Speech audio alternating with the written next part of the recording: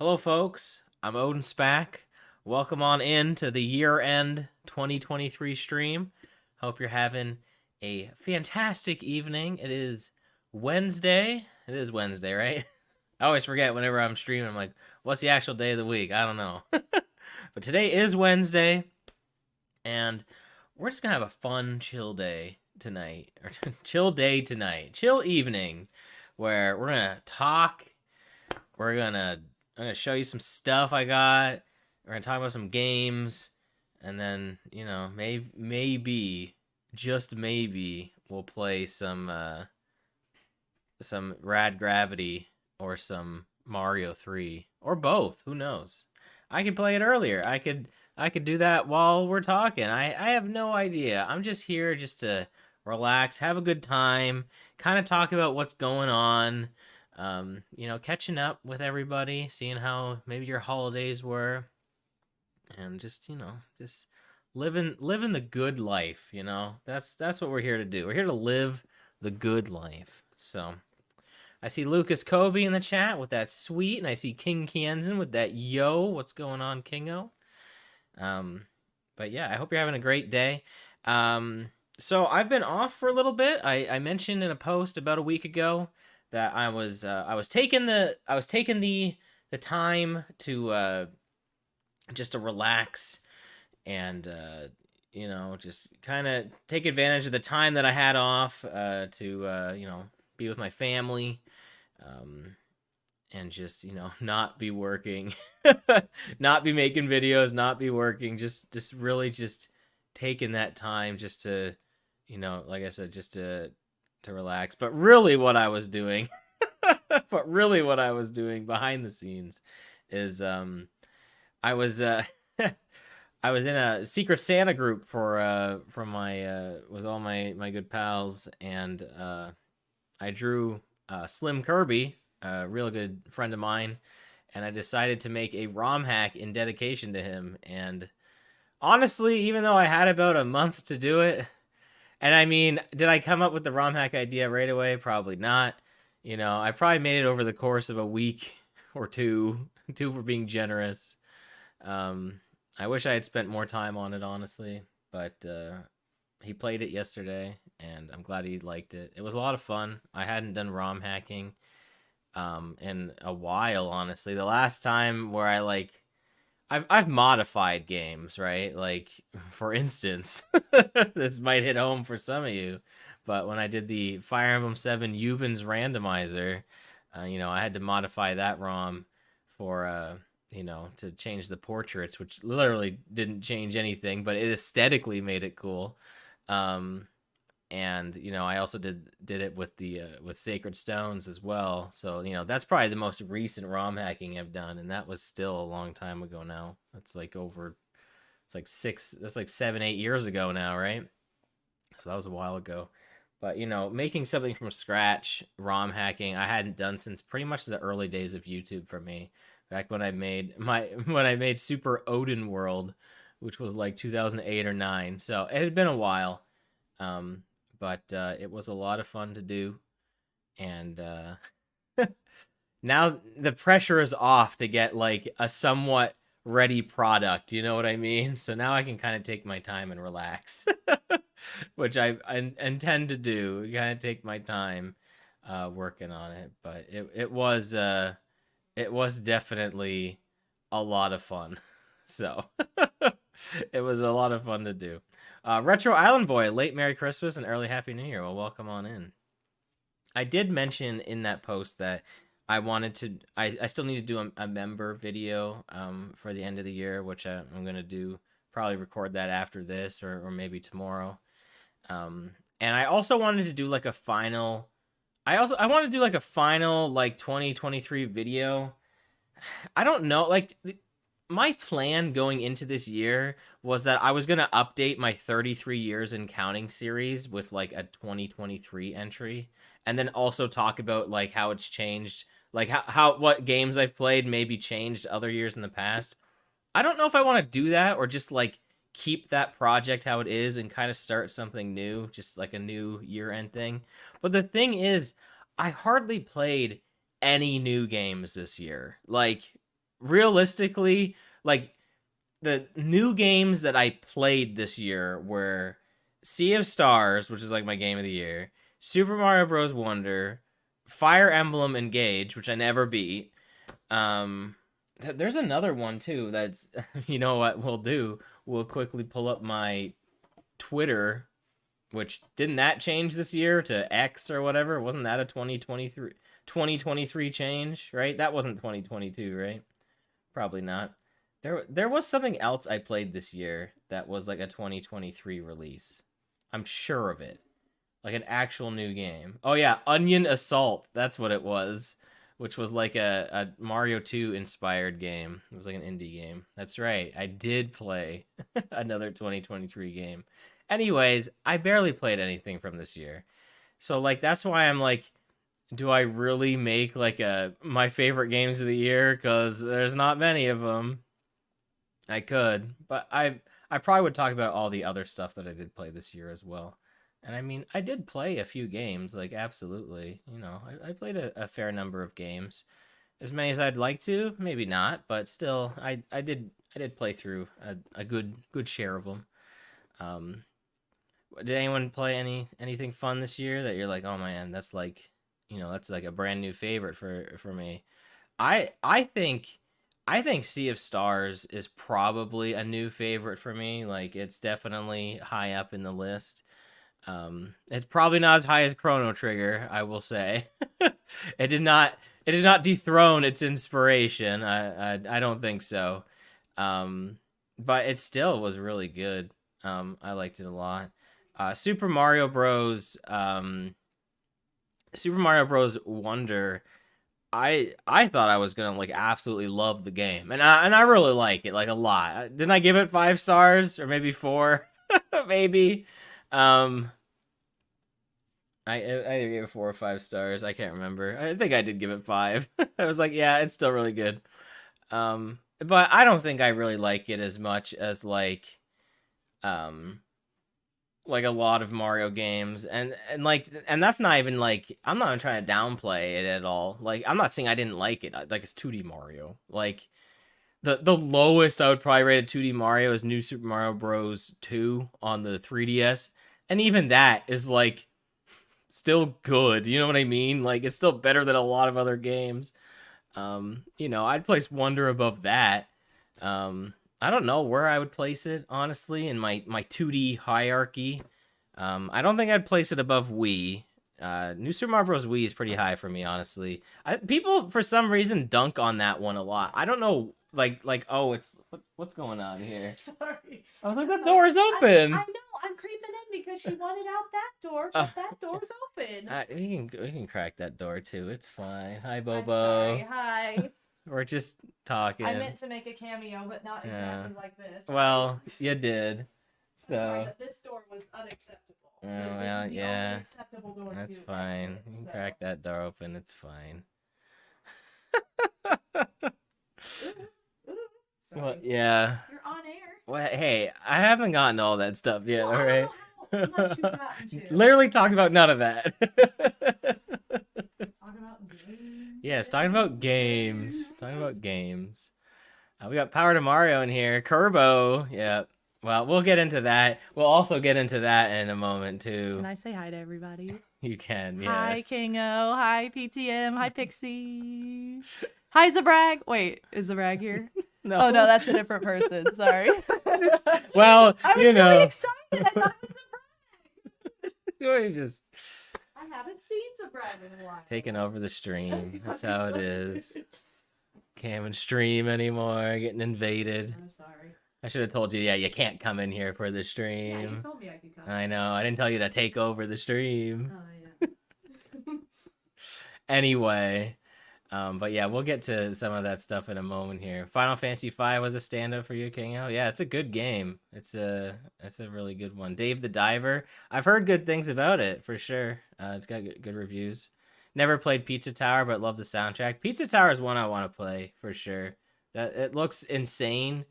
And the thing is, like, I like Wario Land 3, and I know Pizza Tower is more like, I think it's more action heavy than puzzle heavy from what trailers have made it seem. I could be completely wrong, but it does seem pretty cool.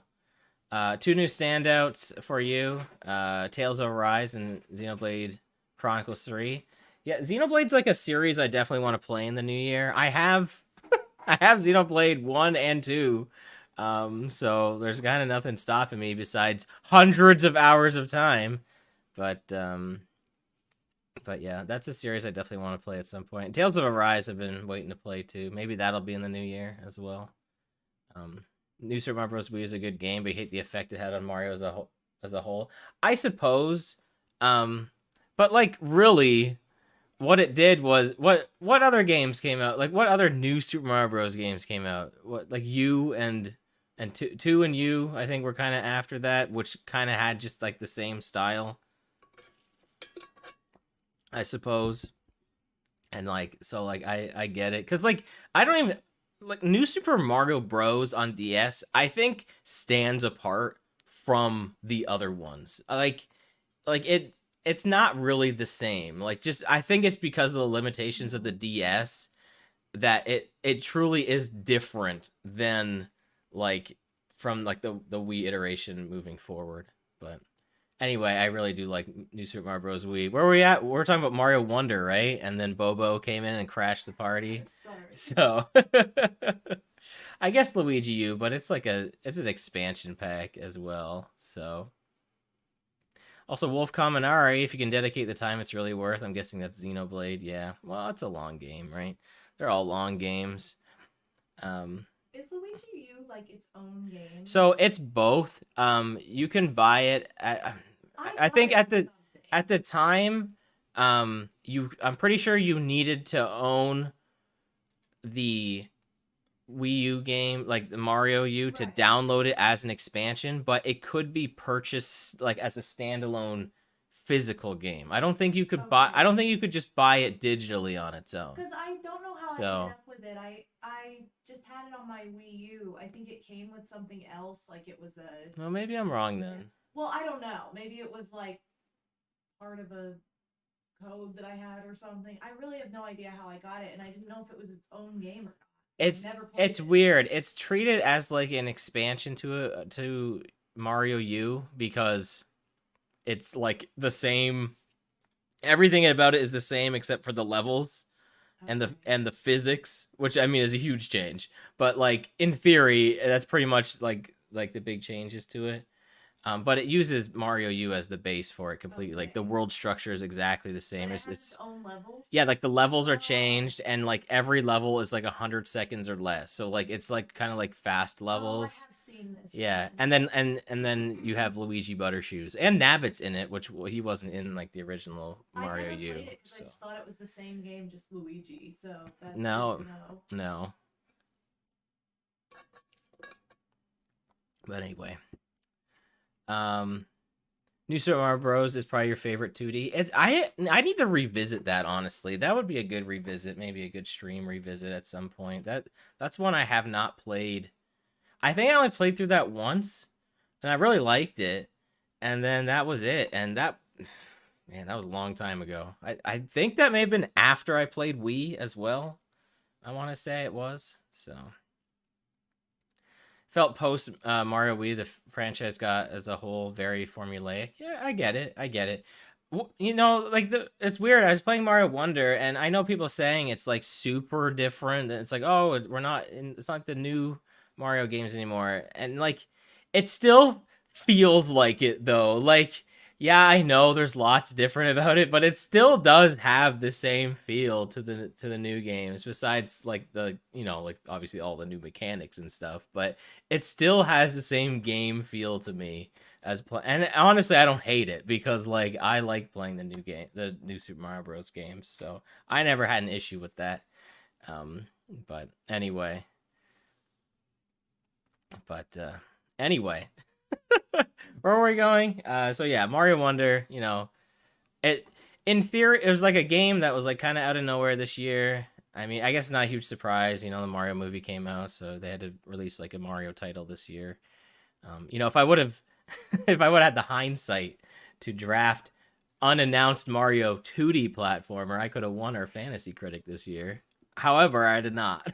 So sucks to suck. Oh well, that was a lot of fun too doing fantasy critic. I definitely learned about a lot of games that I wouldn't have known about otherwise through that. So Can I just interject with the fact that you said Mario movie came out this year and it feels like it came out about 4 years ago? yeah, it actually came out It's this year. insane. That was Why in does that feel like it was a was it April? huge? Was it March? It was It April, was I'm pretty April, sure, right? but it Yeah, feels like it was about 10 years ago. yeah. That was a long time ago. Wild. He actually just started Mario 3D World and Bowser's Fury, and I played Bowser's Fury for the first time this year. That was something that happened, thanks to Pixel, by the way, for gifting me that game that he accidentally bought an extra copy of. Mm.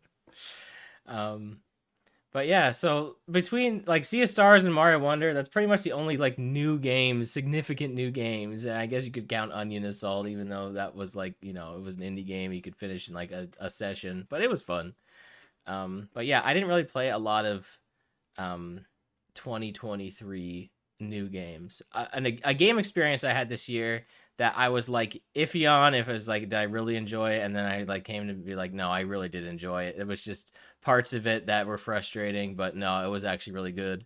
Was Tunic, which was a really good game that came out last year, and I think the less you know about Tunic going into it, the better. Tunic is like the ultimate um pick up and play, and you love video games. Like you need to love video games to go into playing Tunic, and you just need to like just appreciate them because it's not the kind of it's definitely not the kind of first time ever video game that should never be anyone's first video game, but it is definitely like a love letter to, I mean, Zelda for sure. Um but the less you know about Tunic, the better. And so I would play that. That was probably that may have been the best game I played this year, honestly. um I probably liked, well, did I like that more than Sea of Stars? I don't know. Definitely two different, very different kinds of games. Um, but I really like to see the stars, guys. And it was a game I was hoping was going to come out last year, and I finally got to it. I think back when it was announced, that was like the last I followed anything about it. Demo came out for it. I just like, nope, not playing that. I was just like, I'm just waiting for the game, and that was like, I love doing that for games you want to play. Just avoiding everything possible is like the best possible outcome. I think um I don't think that was really needed for Mario Wonder in hindsight after playing it. I think it would have been fine watching the trailers and stuff, but whatever. I know when Metroid Dread was announced, I dodged all the trailers and stuff after that, and I loved it, and people were saying like, "Oh yeah, they spoiled a whole bunch in that." So I remember that, and that was a great, that was one of my last like great gaming experiences too, was Metroid Dread, and that's when I just played on my own. Absolutely loved it, great time. So it's a good game. You should play that one. Man, that was what, like, wasn't that like 2020 or 2021 whenever Superstars came out, right? Didn't that come out like the next month or later that month? I don't loaded October. I think that was in the same month. But no, I guess that was 2021, right? Because that was when SGM started. That was 2021, right? That wasn't 2020. No, that wasn't 2020. It was 2021. Oh man, yeah. Speaking of SGM, I don't want to say too much about that, but whew, got some work to do. Mostly talking to people. But anyway, I did want to go over some of this. I don't have like all of it here that I got. Um, so I'm not gonna go over everything I got for Christmas or anything like that. This was I was saying this to Bobo. I think this is the first Christmas, um, ever, possibly ever, where I didn't get a video game, and I'm not even upset about it, like at all. Like I have too many games, and I, like I got a lot to play already. So I'm not even upset that I didn't get any video games this year. To be fair, there's still time and your brother. That's true. That is true. There is still time to technically get a video game for Christmas. However, before talking about my Christmas gifts, I'll talk about something that I bought with Christmas money, one of which was a video game. So I'll just get that out of the way. This is a game I've been meaning to buy for a while, to play. It's a remake of a Super Nintendo RPG that never came out here, and I'm pretty sure it's only on the Switch right now. And that is Live a Live, Live Alive, Live a Live. However you want to say it, doesn't matter. But I've been very anxious to play this ever since this was announced, and so I got it today from the old GameStop. So I bought that. So I know I'm gonna like that one. I'll probably play that on my own. I don't know a whole lot about it, so I'm hoping that means I'm gonna like it. I do know that it has a banger boss theme, but other than that, I don't know really anything about it. And then also I bought, and this is like a obsession of mine. This will lead right into Christmas here. I also bought Blue Toad.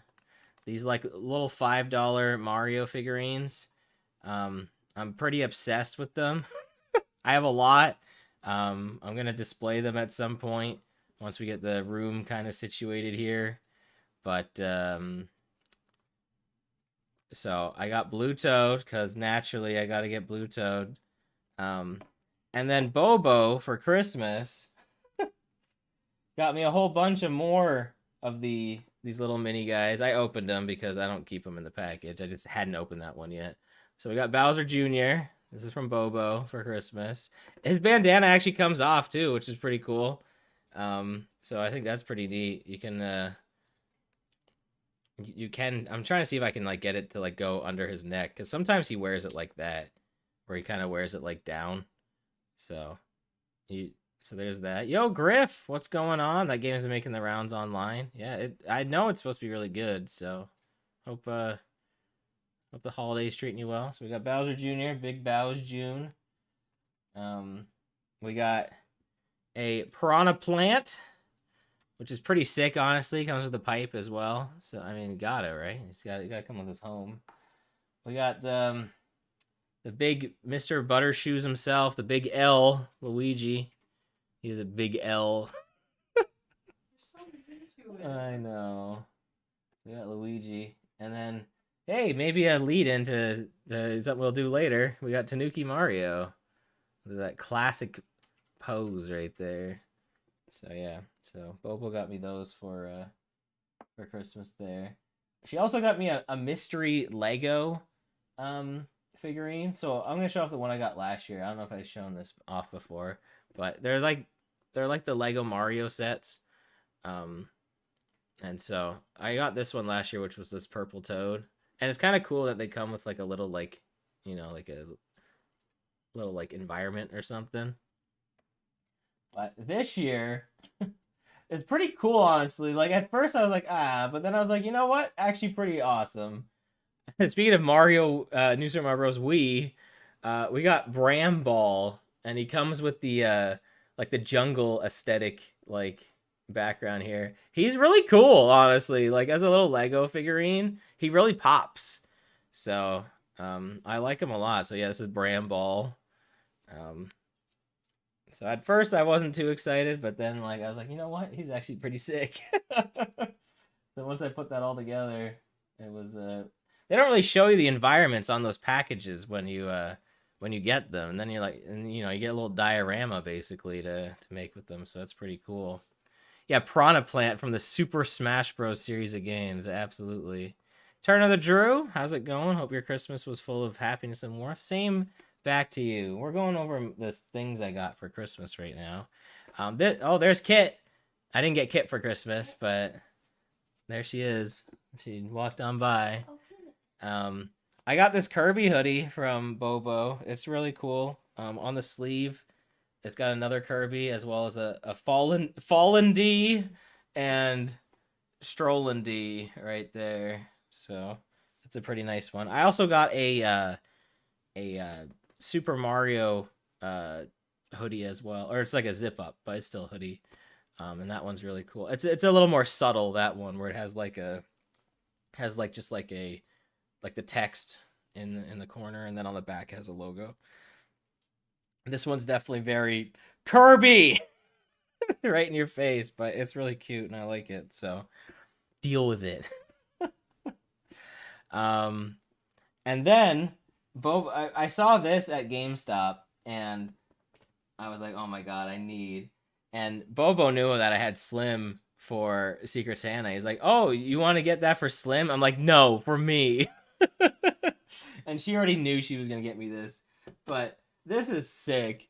It's a DK barrel like piggy bank, like coin bank, and I mean like it's like what a cool display piece, and it's practical. I can keep my change in here and save up for something, save up my Kong hoard for I don't know an extra life, save up my banana coins.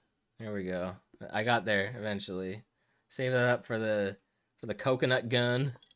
But yeah, this is based. This is so good. And then Bobo also got me, because I'm a big fan of Ninja Turtles and Raphael. I got Raphael in this taxi because New York. So got that. And then I'm sure there's probably other stuff lurking around that I probably got that I'm forgetting about. But she surprised me, and there's a story behind this. But basically, I've been wanting her to make me a Rad Gravity plush for as long as I can remember. And she was like, yeah, when we get married. And then we got married, and I was like, well, where's Rad Gravity at? And so anyway, at the end of Christmas, after all was said and done, he was hiding in the tree wrapped. And so she made me a Rad Gravity plush, and he's absolutely insane like he is. And I love it like so much. And this is great. He even got his butt chin right there too. Perfect. So thanks, Bobo. You're welcome. You should show him his weapon too. Oh yeah, he's also packing heat right there. No laser pistols for Rad I Gravity. didn't have a space gun. I just Yeah, had this realistic he's packing charm. he's packing a Magnum. So, but yeah, he's super cool. So, so that's awesome. There he is hiding right there. I'll kind of poke him out there a little bit there. Yeah, there's a little air slit for Diddy to breathe out of that barrel. Yeah, he's stuck in there, drowning in coins. And then I got a few things from my Secret Santa. Not this. I was the Secret Santa for Slim, but the Secret Santa for me was Snack Attack 8, old Snumpo, and he got me a Terry's Chocolate Orange, which unknowns to Bobo, I ate the entire thing while she was gone. No, I didn't. That's a joke because I did do that at one point. But anyway, no, it's in the freezer. That's true. You did get me back with the nachos. But no, he got me a Terry's Chocolate Orange. He got me some NES coasters. Put my sweet new drink on. I got a new tumbler. I'll get that in a second. And he got me this really fun board game, which we haven't got a chance to play yet. But it's Throw Burrito, and it is a dodgeball card game, which is it's as insane as it sounds. I read over the rules, and it seems simple enough. Where you basically just make 3 of a kinds, but the game's like always going. But if you make a 3 of a kind that involves the burritos, everything stops and it becomes dodgeball, where depending on who's involved, they have to try and throw a burrito at each other, which is pretty insane. So it sounds really fun, and I can't wait to play that. We got Stardev in here. Welcome on in, Stardev. Hope you're having a good day. Sees DK Bank immediately sings. Yeah, I was trying to come up with things for the DK Bank in this song. I can't remember what I was saying. Oh yeah, I was saying every time you put a coin in, it goes okay. Okay. Is that one of the chocolate oranges? Yeah, Terry's Chocolate Orange. It's probably like my favorite chocolate. I mean, maybe it's one of my favorite chocolates. Definitely at this time of year. It's nice to get one. So thanks, Snack, because that's the only one I got. So I don't know if I put that on my list. I may have. We made like a list of things. I may have put it on the quiz. I probably did. So. But so yeah, I got over at the in-laws. I got this tumbler, which I really needed a new one, so I got to put some fun stickers on it, guys. So we'll have to figure out some fun things. Maybe I'll put new stickers of like things we play or something. Make it really nerdy, of course. Or what if I don't make it nerdy at all? What if I just put like, I don't know, inspirational quotes on it or something? Or I feel like every sticker, no matter what it is nerdy in some way. It is. Yeah. That's kind of the fun of it. I guess it is the fun. If you're not nerdy, you don't put stickers on your stuff. That's true. I also got this on-air sign, which it's been on the entire time. I didn't know if I was going to keep it on. Like, there's an option to have it just, like, on, and then there's an option to have it, like, pulsate like this. And I chose this because when it's on the whole time, it's kind of, like, the light's kind of blurred, but when it dims, it looks pretty nice. And unfortunately, there's no, like, light control on it, because if there was, like, a dim option, like, the entire time, then I would keep it on that. But it's pretty cool, and I really liked it, so I thought that was pretty fun. I also got some shirts and an ornament and chocolate and a fry cutter, which I've been itching to use my air fryer, which I've had a few Christmases ago, that we got from my parents, and now I can make homemade fries on it with the fry cutter. So I'm pretty stoked for that. So that air fryer is getting used within the week. I'm buying some potatoes and making some fries. So that's gonna be fun. That was a really unexpected gift. I was not expecting that at all. So that's gonna be awesome. And that's why I wasn't like really, I didn't really need I didn't really need like a game or anything. Like I like kind of like I got some nerdy clothes, right? I got some nice clothes. Um, that's real. I've gotten better over the years. Just like just some essentials, some snacks. I'm pretty set. Some things I can display. Like I said, I have enough video games, and if I get any money to like any Christmas money or something like that, then I can just use that for to buy a game or something. And I got Live a Live, right? I bought a game, which I'm sure it'll probably take me months to beat it probably. I don't know how long it is, but knowing me, it'll probably take forever. Um, who has time to play games, honestly, right? Always big on kitchen supplies.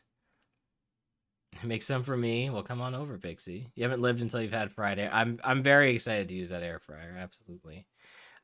My dad and stepmom also got us a TV, like a big screen TV, which honestly, really appreciative of it.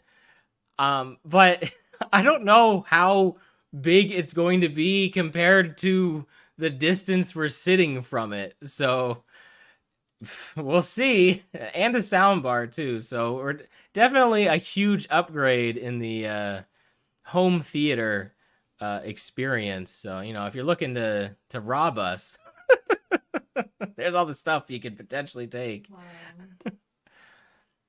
But no, I'm pretty excited for that too. Not that I'm really out there to enjoy it, but no, we've been watching lots of Christmas movies and stuff like that. It's been a good holiday, honestly. Um, like, did anyone have any fun? I mean, we talked about games we played, but anyone have any fun gifts they got? Like, you're like, what? I just like where you cut off that since did anyone have any fun? Yeah, anyone have any fun? Yeah, any fun gifts that you got? Anything you want to share? You don't have to share your whole laundry list, but is there a choice thing or two that you got? Mom felt the same way when your dad bought his big TV this year, but it's working all right. I'm hoping. So, what the thing is, our TV stand, it's not wide enough because all the new TVs have the feet on the sides. I wish they did do that too. It's Yeah. weird design. So I had to buy a center base you know how like you can wall mount a lot of TVs. Well, I bought a center base off of Amazon, and so it attaches to those, but then it's it's a proper base on the bottom. So we got to wait about a week for that. And it has like a ton of good reviews. So like I am really hoping that not only does it fit, but it works out all right. So I'm excited to finally put that up there. Brothers continue the tradition of getting you huge Lego sets. You got Rivendell. Oh, like Lord of the Rings. Oh, that's right. I Right? remember Griff saying that last year. Yeah. Yeah. Is Rivendell that is Lord of the Rings, right? Like like the elven like city or whatever, right? That sounds right. I'm sorry, I'm not huge on Lord of the Rings. You'd think I would be. That sounds like something to be right up my alley, but surprisingly I've like only seen the movies like once. So, and I've read The Hobbit. Like that's it. Like that sounds like something I would be super into. But it's not. Who reads, really? What? I just was gonna say I'm not into it at all, and yet I've somehow read the insane prequel. Yeah. Kind of. The Similarian or whatever. Why? I don't. Weird. Yeah. Also, hey Griff, congrats to your brother, by the way. I saw the big news, so congrats to him. That's awesome. Marriage. Yeah, marriage. Yeah, now you have to make another one of those videos. Video for him. Yeah, it's another wedding. Be like, my prediction was wrong. It wasn't me and Dad. It was my brother. Oh man, insane. Nerd out very hard on Lord of the Rings this past year. Movies, books, games, everything. Did you play the Gollum game? Was that any good? Lord of the Rings, Gollum. I heard it was bad, but I don't know. Maybe you played it and that came out, right? Like I think that actually came out. I know it sounds insane, but I'm pretty sure it did. I don't think they like held back on it, right? I'm pretty sure they actually did release it. It sounds correct. Because I think there's some other games this year where they're like, you know what, we're actually gonna delay it and it's not gonna come out this year. Like they did that with the uh, what is it, the Justice League, the Suicide Squad Kill the Justice League. Um, they delayed that because I think it got leaked that it was basically gonna be like one of those battle pass kind of games, and and I guess people weren't too happy about that. So they're like, all right, well, maybe it won't come out this year then. Oops. So we'll see how that goes. Mostly tabletop Lord of the Ring games. Man, there's lots of tabletop stuff I want to play. I know you're huge into that. There's a lot that I want to play. I've been keeping up with Hero Quest. I don't know if I showed this off on stream or anything, but I've been buying all of the Hero Quest like re-release stuff, but they've been making like new content, and one of the like, it's kind of cool. It's not the greatest. It's kind of cool though. Is they've been adding new heroes, like kind of like new play styles, and they added the monk. But I really want to play this because the monk looks like a really fun character to play. It almost like them making this character in Hero Quest is like they need to make every other character as good to like, or as fun, I should say, to make up for the cool design of this character, because so many of the characters in Hero Quest are kind of like roll a dice, move next to a monster, and then roll more dice to hit them. Like that's like a lot of the characters. And occasionally you'll get to do like a skill maybe. You maybe you maybe have a magic item, or if you're playing as one of the wizards, you might stand back and cast a spell once in a while. But the monk is like every turn you can do a different thing, and then the more of the things you do, you then unlock a fourth thing to do, and they reset every time. All the monsters are like, they have so many like fun cool abilities that are like, it's nothing game changing, but as a player you will have more fun playing as it. So like it feels like every other character needs to be rebalanced around the fun factor of that character now. And who knows, maybe they suck, but like it seems like they would be a lot of fun to play. So one of these days I'll get together a group of people to play Hero Quest, and I have a lot of content to go through. There's a ton of minis. So you've been playing Pikmin 4 and Mario RPG recently. That, I guess, yeah, Nintendo, they released some stuff this year, besides Mario Wonder. There's Pikmin 4 that came out. I've never played any of the Pikmin games. But I know people really enjoyed that.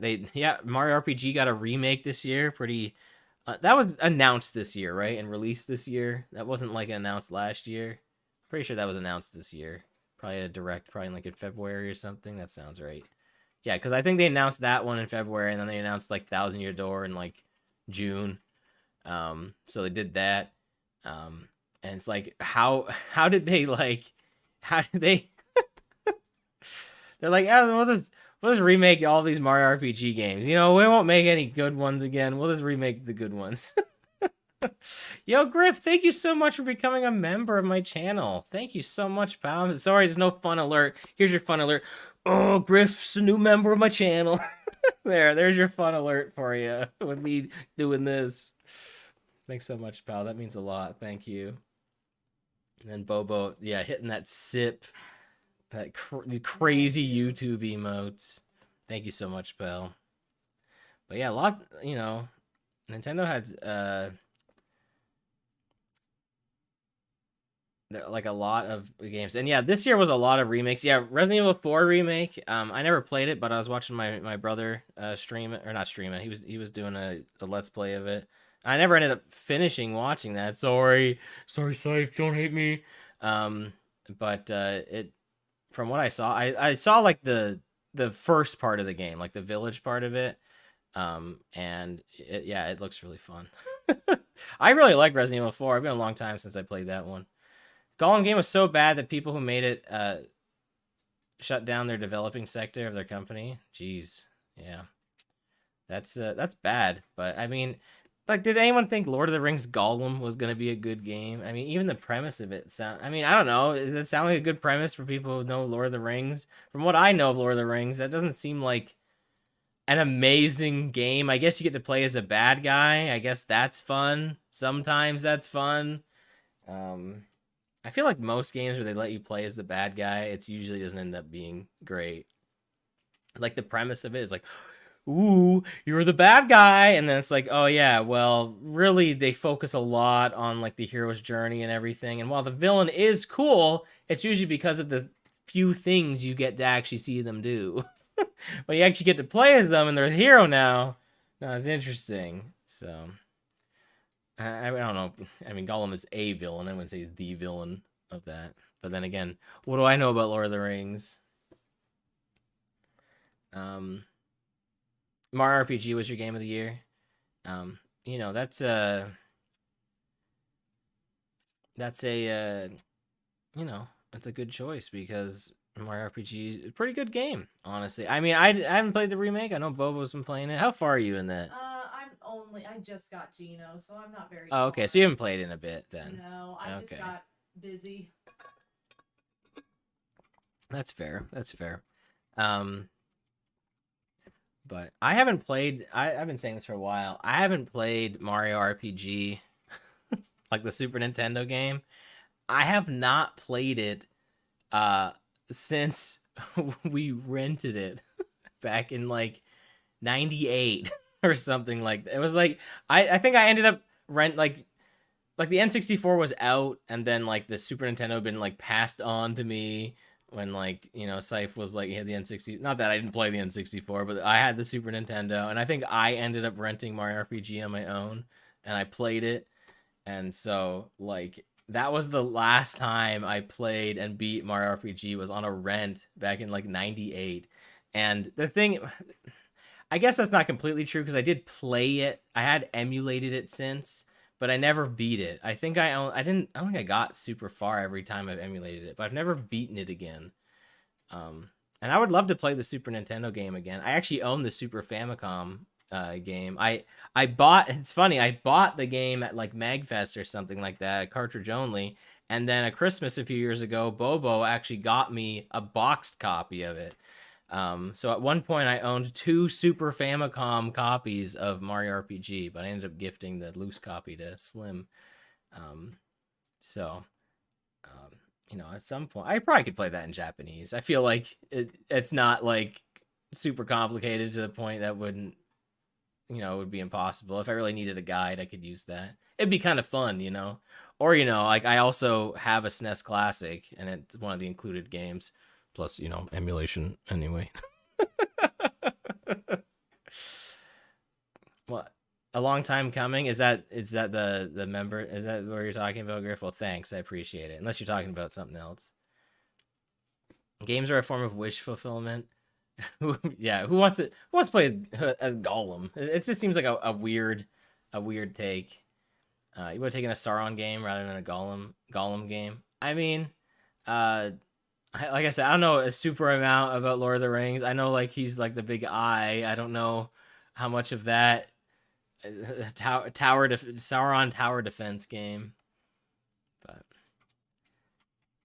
that's crazy to think that the entire production shut down. That's like LA Noir, except they made like a good game, right? Like people liked LA Noir, and then like when that was finished, Rockstar was like, "All right, well that was great and all, but we're shutting down this dev studio." It was yours by default because it's the only new game. Really, is that the only new game you played this year? I think so because the only other thing I could think of was Disney Dreamlight Valley, but I think that was last year. That was last year. Like I played it a lot this year, but I think it came out last year. That's nuts. There was just nothing I was like crazy about this year. That I mean, I'll play new Mario, but I didn't play it at launch, so. See, like, there's games I want to play this year that aren't Nintendo, and I think that's the thing. Like I really want to play Baldur's Gate 3, but I'll wait till that gets discounted because it's not a Nintendo game, so I don't need to play that right away. So like that's one I want to play. Starfield, I want to play, you know, and that again will probably get discounted, probably super far at some point. Probably be a free game in the in the Epic Games Store at some point. I wouldn't be surprised. So like, I want to play those at some point for sure. Those are two games I want to play. I feel like people crap on like Bethesda stuff a lot lately, Buggy and stuff like that, but I love playing their open world stuff and just doing whatever. I don't care. Like, you know what I mean? Like, I don't care if it's a bunch of nothing. It's still fun to me. I never beat Breath of the Wild, but I spent like over 100 hours just doing nothing because it was fun. I love doing that stuff and just these big open environments. I don't know. It's just exciting to me. And so like I never end up finishing those games, but I have a ton of fun playing them because it's not the kind of game that I need to finish. And I guess it feels weird to not finish a Zelda game because those kind of have like a story that you follow, but at the same time, like, is it a huge deal? I don't know. I don't know if it's a huge deal not to finish that. Skyrim is like a kind of game where it's just like whatever, real story, that's cool. I'm gonna go join the School of Magic. You know what I mean? Like I just like doing that stuff. It's just fun, just exploring open worlds and just doing a bunch of nothing. So. Your game of the year is Baldur's Gate 3, like everyone else. Yeah, like I said, my game of the year is Sea of Stars, but I played like 3 brand new games this year, so it's not hard for me to say Sea of Stars was my game of the year. Although I still think, well, I don't know. If I played Baldur's Gate 3, maybe I would say something else. I don't know. It definitely seems like the kind of game I would love. It's Dungeons and Dragons as a video game. So that means I'd actually get to play it. You got Tears of the Kingdom for Christmas. You're looking forward to starting that. You haven't beaten Breath of the Wild, and you don't want it to end. Yeah. Well, hey, maybe you want to finish it before you start Tears of the Kingdom, though, right? Heard lots of disappointing things about Starfield. Like I said, it's not whatever. Like at that point, whatever. It doesn't matter to me because I would still enjoy it. So. Gotta go now. All right, Griff. Well, thanks for stopping on by and appreciate becoming a new member. Happy holidays. Happy New Year. Have a good one. He also says to Bobo, too. Thanks, Griff. Can't wait to hear about you in 3 days when Odie reminds me that he wasn't in your old Year's Day clip show. Oh, my God. I had to embarrass you. What can I say? Bye. Oh. I didn't even bring it up. I had to. No, you didn't have to. Are you embarrassed? No. Well, I think as we kind of keep things going along here, I want to play some games. So why don't we switch gears and play, one of my favorite games of all time. You never get to live that down. I wasn't gonna bring it up today. I'm only joking. It's real. I'm just joking. I know. Deep, I know you Not are. for me anyway. Maybe for you. Oh my God, Bobo, just stop. Anyway, You know you have an entourage in here? no, I'm gonna keep moving here though. They here. Oh, no, we can't see them on the camera. We're gonna play Rad Gravity at first. Because it's in theory shorter than Mario 3. And then Mario 3, I can kind of choose the length of the game. I like how I turned up the volume of this and it got quieter somehow. Night Griff. Alright, hopefully the game volume's good. I know I say that all the time. We're just gonna get going here. Play some Rad Gravity. We're gonna ignore the story. We're in a speedrun style. Although it's not really gonna be a speedrun, but we're in a speedrun style Rad Gravity here. I really wanted to, yeah, so I've been in a ROM hacking mood. If I had some time before this, I was gonna hack this so that Rad Gravity had blue armor like he is supposed to. He has it in like the box art and the end of the game. But, It never wears it in the game, weirdly enough, so... Pixel hit me with that "it's fine" volume. Oh, he knows I love it. That means it's good, though. So... Pretty good year 2023 is. Yo, buddy bro, welcome on in. Yeah, I think it's been a pretty good year. I can't complain about the year. Even though it started to, you know, a 5-month start. Other than that, you know... It is finally ending. And, like, not like a lot of years where it's like, oh, wow, the year's over already. No, that was not this year. Like, the beginning of the year truly felt like it added 5 months onto the year. Like, it actually, it's not like it was like, oh, and the rest of the year made up for it or something. No, that did not happen at all. It truly felt like a 17-month long year. Or 16-month, I guess, if the first month was 5 months long. That makes sense. That maths out. Because it would be 12 plus 4, not 12 plus 5. Anyway, dumb. Yeah, it was a long year. But it's not like it was a bad year. Long does not equal bad. Also, check out this F on the ground. So, look at the sideways F. Just noticing this for the first time. You flip that around? Yeah. F's in the chat. They're on the ground, but they're on the chat. You can put them in the chat, too. How these guys... Well, that's the wrong guy. I guess there's only so many... There's only so many shapes you can do with these blocks, I guess, right? What else can you really do? We interrupted the not the graphics, the sound effects there. I also love that this level is the only one with like a checkpoint in it.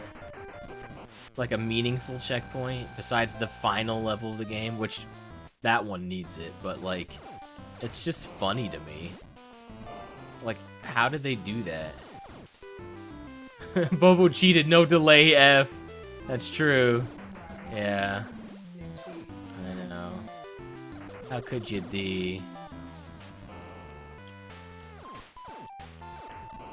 See, the good thing... I understand how, like, the colors of this game work, and, like, why...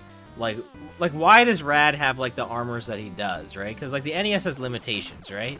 So, like, it's got red. Actually, I don't know where it's drawing red from. Red is literally only on his armor. So, I'm not sure about that one. I'm sure it uses it at other places, but right now, literally only on his armor. But, you know, he gets pink armor. You know, his sword, it's got pink there, so, like, that makes sense. You know, green, he gets green armor. Makes sense, there's green up there. White, he gets white armor, you know. White's used all throughout the game, you know, pretty common color gets used in video games. But, like, there's lots of blue, too. Like, it's definitely on screen. Like, look at right now. Like, you're telling me they couldn't grab one of these colors to be his armor? I guess maybe that's to make him pop, but, like, I don't know, maybe they wanted to blend in with the sky or something, but there's definitely, like, there's at least 2 shades of blue on screen right now that they could have drawn. Maybe even 3, if I'm crazy. I don't know. Maybe because this first level is very blue, that they didn't want to make his armor blue. That's the only thing I could guess. Maybe. I don't know. I really don't know. But anyway, I'm gonna ROM hack this so he has blue armor. That's what I want to do. Alright? Because why not? And you know what? He'll still get his armor upgrades. He'll still change the other regular armors, but just his starting armor. I feel like it should be blue, so...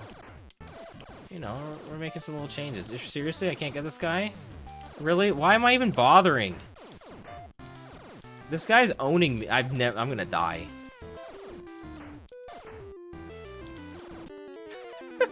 Died on the first level. Oh, I suck. I'm a fake fan. Oh man, that's been a while. Yeah, they really wanted Red to be brick red. Well, hey, you know, remember how I was like, we don't need that, Why was that enemy so aggressive? I couldn't get them. They kept dodging my bullets. That AI was loaded. I could not stop them. That's nuts. They wanted me dead. Alright, we're gonna use these to take out that guy. Look at that. Maybe we'll get the next guy too. No. Why was that so hard? That guy didn't even fire at me. I shot him once and he's like, see you later. And this game got some weird AI. You know what game had some great AI? Gimmick, when we played that. Was that like 2 weeks ago now? That wasn't last week. That was 2 weeks ago. That's crazy. That was a lot of fun. Besides, like, it having constant issues, but I think that was because I had like an HDMI going into an adapter, then into the Evercade. I think that would have been fine if I had an HDMI, 2 mini HDMI cable, just like a straight shot. It probably would have been okay. But, you know, I could have played Rad Gravity on there, but, you know, based on what happened last time, I decided to go the easy route, which was, you know, SNES Classic instead. You know, because, I mean, I could bust out my actual cartridge, too, I suppose. That could have been fun. But then I would have to hook it up, and wouldn't have looked as good, and, you know, we'll get there. We'll get there. We gotta save up for some things. We gotta save up for a few accessories. You know, in the new year, we'll get there. We'll get that, retro tank, you know, we'll get that. Yeah, why didn't I just... Look, what I just struggled on, that's all I had to do was just move left. Why'd I even bother fighting those enemies? That was very dumb. You know, we'll get that retro tank. We'll get, what else was I looking to get? There's something else I was looking to get, too. Oh, I want to get the Evercade, the VS, like the actual console, so I wouldn't have to hold the handheld. That's something I would like to get, too. Because I have a lot of those carts, and that's like a lot of potential games I could play. So, you know, I'll get that at some point. Bananaware, welcome on in. Have I played Mario 3 yet? No, we just started Rad Gravity, actually. This game usually takes me about an hour-ish. Although I did die on this first level, so it might be in for a rough night. But I hope you're having a good, you know, good day. You know, happy holidays, happy early New Year. Welcome on it. I'm just kind of blazing through Rad Gravity. I'm not reading the text. I'm just playing this game as if you didn't care about the story. Which, I mean, to be honest, this game's story is it's neat, but it's it's definitely playable without. You could play this game in Japanese, but I don't think that exists. To my knowledge, I think this was only released in North America and in PAL region, I think, too. So, sounds right? NTSC and PAL? That sounds correct. Pretty sure. So. Look at this junk heap with all these cars piled up. Oh no! Nope. Get that guy. Oh, I love the interactions in this game, by the way. Those guys cling onto your head, and then you can jump against a ceiling and they, like, get smashed. Like, you know, this game was made in, like, 1990, so it's a pretty late NES game. You can tell that they really took advantage of, like, you know, the hardware. Like, they knew what they were doing. You know, I wouldn't call this game a masterpiece. I love this video game. Like, I love Rad Gravity. But there's definitely some really cool things about it that you don't really see in a lot of NES games. And that's because it is such a late game on the console. I talk about this, I think I talked about this in my 33 Years and Counting series. But, like, 1990s, it's either 6 or 7. I think 7 in North America, but, like, I think 6 technically in Japan. That's when games really started to become, like, it was more than just about having, like, getting a high score. You know, it came about, like, actually finishing the game and it having, like, a story, being, like, an adventure. Like, there's some, like, really good stuff that came out. Okay, I'll just say 87 just for North America, because I know for sure on that. But some of these might have actually been 86, like, in Japan. But, like, I think 87 you have, like, Castlevania, Mega Man, Metroid, Kid Icarus, and Legend of Zelda. I think all of those came out in the same year. And those are like, a lot of them are very different than each other, but they're like all of them are like games you would want to play on the NES, and they all came out in the same year. And they're all like really cool experiences, and it kind of started a trend. I feel like, well, this is like the only like turning point of the game. Like, what am I gonna do first? What am I gonna do first today? I feel more red armor, or we're gonna jump. You know what? We're gonna jump straight to pink today. We're gonna do this first. I'm feeling Turbia first. We don't need the crystals. What if I just skip the crystals? We could try to do that, but I probably won't do that. Was that green thing a ghost or a bird? I think I've kind of always referred to them as like a ghost, I would guess. But I don't know if ghost, I mean, ghost is probably the best thing to say, actually, because it's like a junk heap, so it's like stuff that's been like forgotten about and trashed. So I guess a ghost haunting a junkyard wouldn't be like the most unrealistic thing. I mean, I guess a bird could also be there too, but there's no way I would call that thing a bird. So another thing I love about Rad Gravity is like every stage has its own enemy set, like own unique like tile set for the most part. I mean, you'll see these blocks everywhere usually, but you know, the graphics are different like in every level for the most part, and like all the enemies are different in every level. I don't think any stage shares the same enemies, which is super cool.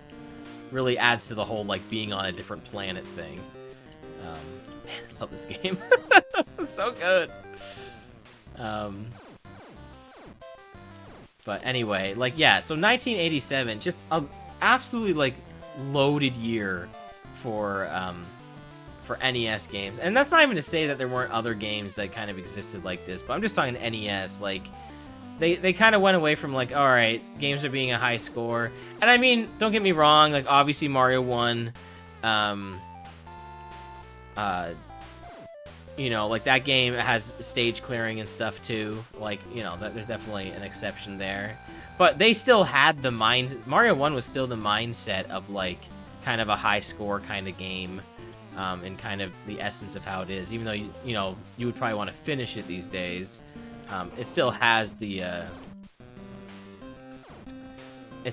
like the essence of being an arcade game. You know, it's kind of funny. I think if Mario 1 didn't have like a live system or like points or something like that, I bet so few games on the NES and even games going forward would have that. I think just so many do because of Mario 1 and how influential it was, that everything kind of had to copy that.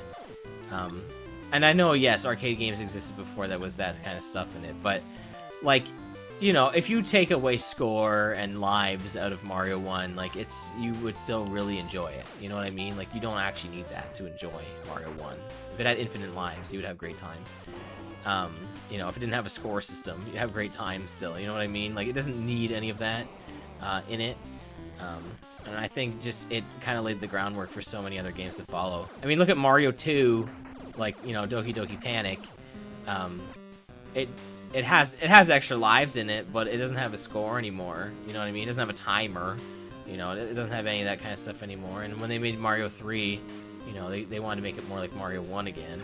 Or I guess Lost Levels, I guess, too. But you know what I mean? Like, it's just, it's like they're like, okay, yeah, well, we had this, and it's like, let's stick to this format. But they didn't need to do that. They really could have went away from that, and it would have been okay. So anyway, there's my there's my rant on game design. Not to say that lives, you know, like they have a place in video games. I mean, look at Rad Gravity here, no life system. I mean, you know, this game is pretty much a Metroidvania that's like linear, which is a really weird way to say it. I don't know how else to explain that, but it really is a linear Metroidvania. I don't know if there's another term for that. But you know, you explore left to right, you know, you solve puzzles. Like, a level's not left to right in Rad Gravity. You know, some are, but most of them are kind of more intricate than that, and you know, you have to solve puzzles and find items. But you still, everything is still kind of self-contained in a level. Like there's only like one instance where you need something from another level and you end up backtracking to get it. And in theory, you don't have to do that, but you probably will. Also, we got the pink armor, by the way, because we're styling now. See, even if we had the blue armor, wouldn't have been a thing. Wouldn't have mattered. So, wouldn't have been a thing. Because now we got the pink armor. If I had done the hack to make Rad have blue armor before this started, I may have even avoided getting the pink armor. Just to see, just have that blue armor for a little bit longer. Oh yeah, so what sucks now is because I have the vertigun, when I duck, I have to like hold forward to shoot forward when I duck now. It's because if you just hold down, you shoot down.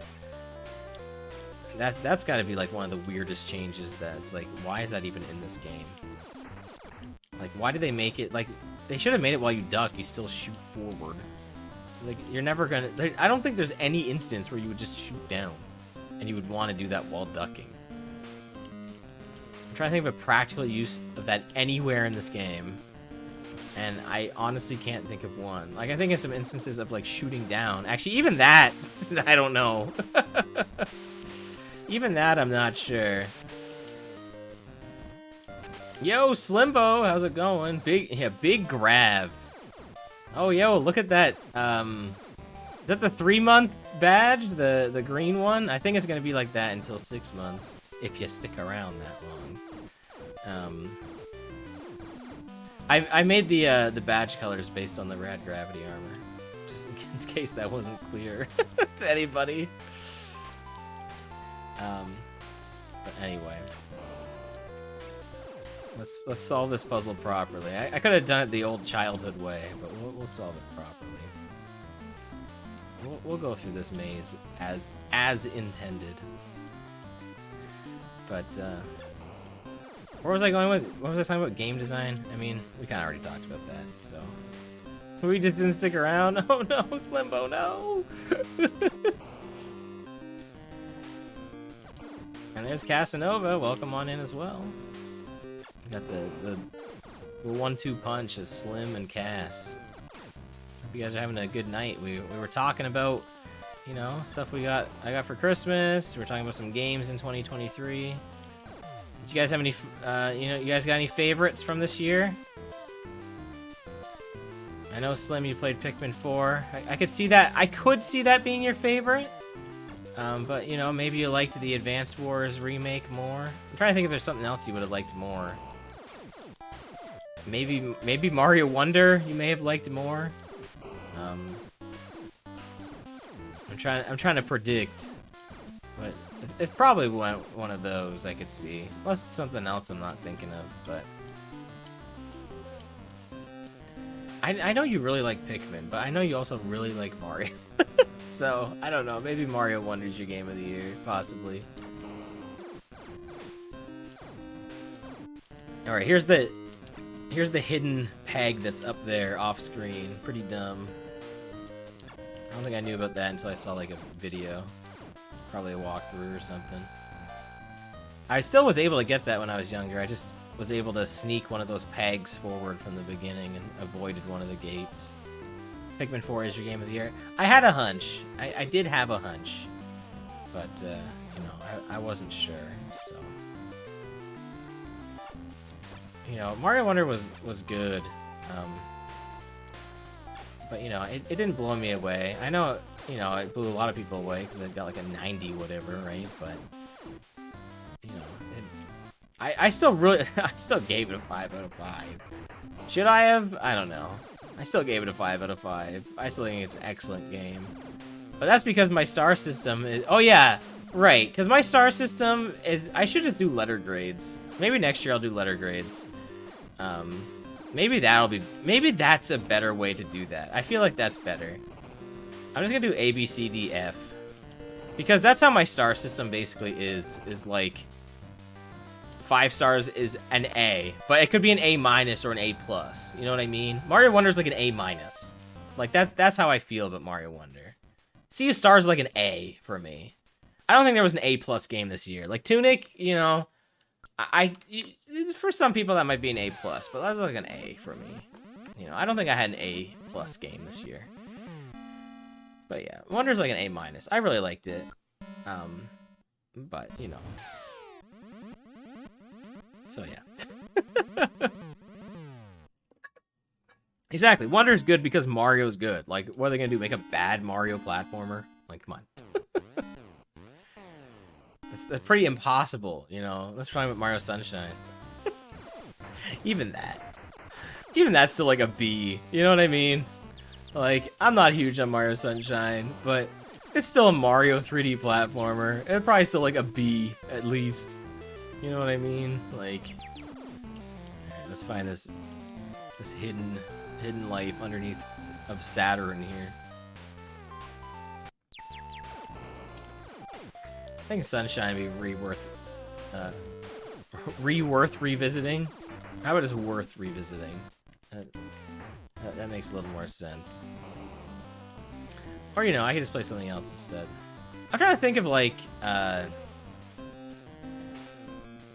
some stuff I want to play in the new year. Is there any games coming out next year? Anyone's kind of anticipating?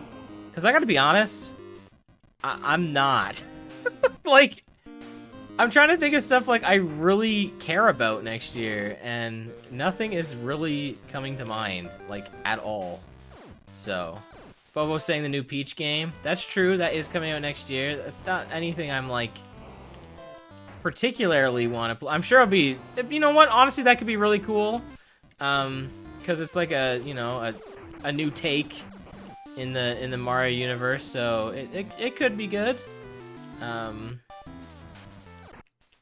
You know, I might end up playing it,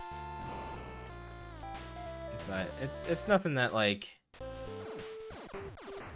I'm super hyped for or anything like that.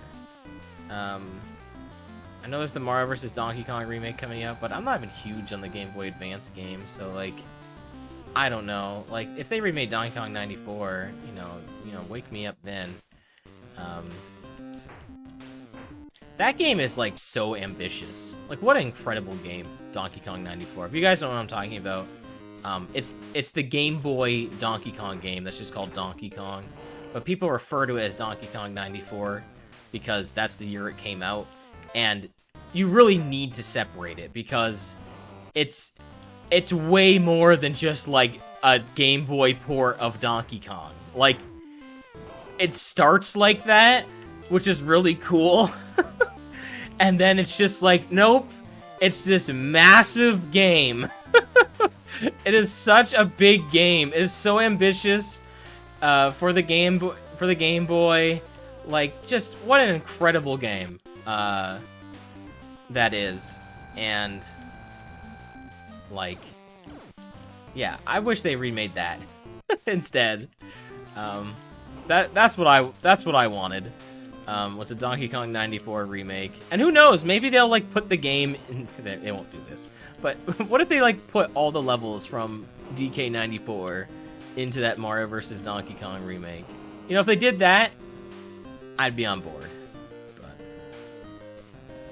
if you want more game stats from me, check out my video on Sunday. Yeah, I'm looking forward to that for sure. 1000 Year Door HD. See, that's the thing, it's like, I could look forward to remakes all year long, but like, you know, remakes are just like, most of the times, like, I've played it already. It has to be something I really want to see remade. You know, you hit me up with that Rad Gravity HD, you know, we're saying something different there for sure. You know, I'm singing a different tune. But, you know, we hit me up with a Tales of Symphonia remake, you know, we're singing a different tune. Also, Bobo. Shoutouts to Bobo. She'll see in a moment. But, anyway, you know, like, most remakes, I'm not exactly super hyped for. You know, I'll play them. I know I literally bought Live a Live, but, you know, that game never came out here. So, it's not like, you know, it also came out a couple of years ago now. But, you know, that game never officially came out here on the SNES. So I'm excited for that, and I like when a remake like does more than just like a re-release. Like, it's like, you know, like a kind of a different like art style. I think it's got like orchestrated. I don't know if orchestrated music, but definitely like remixes. So that'd be cool. Suikoden remakes. I've never played Suikoden, but I'm sure that's probably a series I would like. New Peach game, Thousand Year Door, P3. Oh yeah, Persona. Yeah, Persona 3 Reload. I guess that is coming out next year. Persona is a series I've just never played. I think I played a little bit of 5 back when it came out. I did not get very far at all.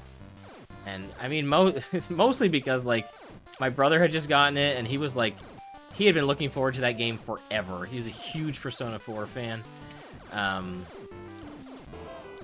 And so, you know, he was like, you know, to the moon excited for Persona 5. Like, he was really excited for it. So I didn't really play it because, you know, I gave it a chance, but then I just kind of just watched him play it. Man, I hate this part of the game. I also love this part of the game. I think it's such a cool section.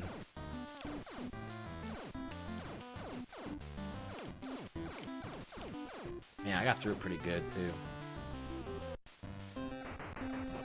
Those are what come to mind anyway. Don't steal any of my drafts. Yo, Pixie, you better join! Join the league! FF7 Rebirth. See, I would be excited for that had I played Remake. Now, Remake, I am 1000% beating in the new year. Once we get that TV hooked up and soundbar, that is going to be the first experience on it for me. The keys, I feel like there is keys in this side, I think.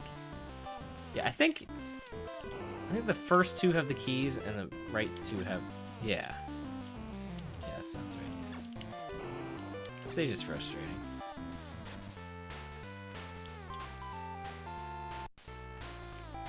Played about an hour of OG Suikoden on PS1. It was enjoyable. So all it took was that hour on the PS1, and you want to play those remakes now. Well, hey, you know, the PS1 has a lot of like kind of like hidden gem. I don't know if they call them hidden gem, but it definitely has a lot of like RPGs that are probably under the radar nowadays. I mean, people probably know about them now, but PS1 definitely a loaded RPG console. I think for me, like, the consoles that are, like, RPG loaded is, like, Super Nintendo, PS1, and probably Nintendo DS, I think are, like... Oh, we gotta make this. Come on. Didn't. Alright, well. We're gonna do this again. But yeah, like, those are, like, the... And I guess, like, nowadays, like, the Switch is a loaded RPG console. But, like, that's... I don't think that's even fair to say, because it just mostly has, like, kind of everything on it. So, I mean, I guess if you are really into RPGs, you probably will like the Switch, but it's mostly because, like, it kind of just, everything has been put on it. So, like, by default, yes, it is a loaded RPG console. But I think, like, the SNES, PS1, and DS kind of had, like, a lot of original or follow-up RPG experiences that were, like, unique to them at the time. So... I don't know, maybe I'm wrong, but Super Nintendo especially, that's not even a nostalgia thing. The SNES is loaded with RPG, like, and good ones. Like there's a reason people talk about it still. Like, that is, like, the quality of, like, there's so much good quality SNES RPGs out there. It's, like, not even fair. It's not a game or even a thing for 24, but Pokemon Concierge comes out tomorrow. What's that? I have no idea what that is. Or maybe I do, and it was probably announced in like a Pokemon Presents, and I completely forgot about it, because, you know, not really huge on Pokemon. I used to be, back when I was a kid. It's like once school ended for me, once I was out of high school, I was just like, I kind of stopped caring about Pokemon. You know, and I wish I cared about it more. A show on Netflix? Oh, okay. Alright, we're gonna get this guy with the sludge. Boosh. This guy's just minding his own business. I feel bad. again with that toxic ooze. Alright, let's go fix our ship. Also, we just got one of the coolest upgrades in the game. Just you don't use it at all this level for some reason. The game's just like, yeah, we just gave that to you. You know, no big deal. Only one of the most unique power-ups for sure on the NES. No biggie. You know, they don't even show you how to use it here. Looks super wholesome. Speaking of Netflix, you need to peep that Scott Pilgrim show. Bobo was watching that.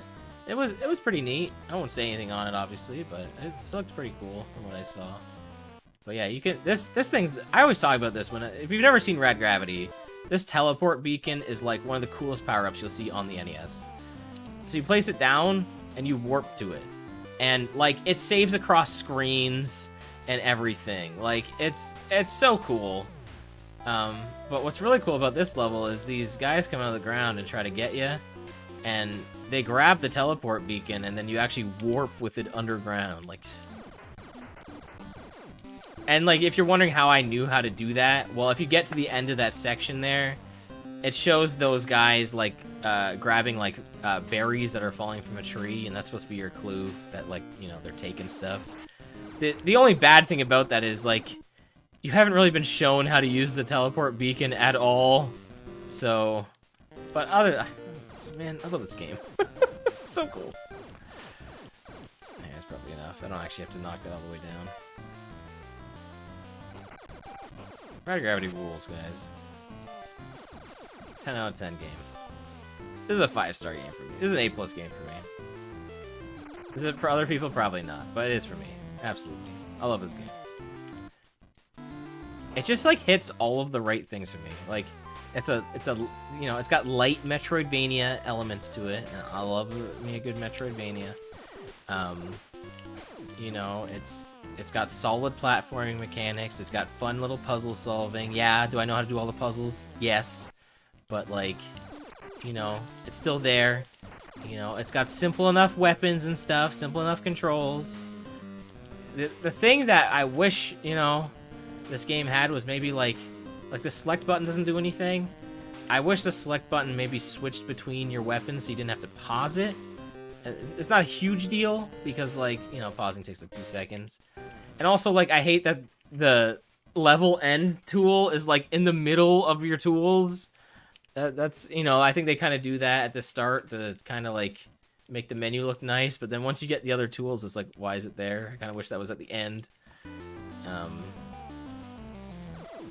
But other than that, you know, it's got just enough. Rad Gravity's got just enough of everything. The only thing it's really lacking is like soundtrack.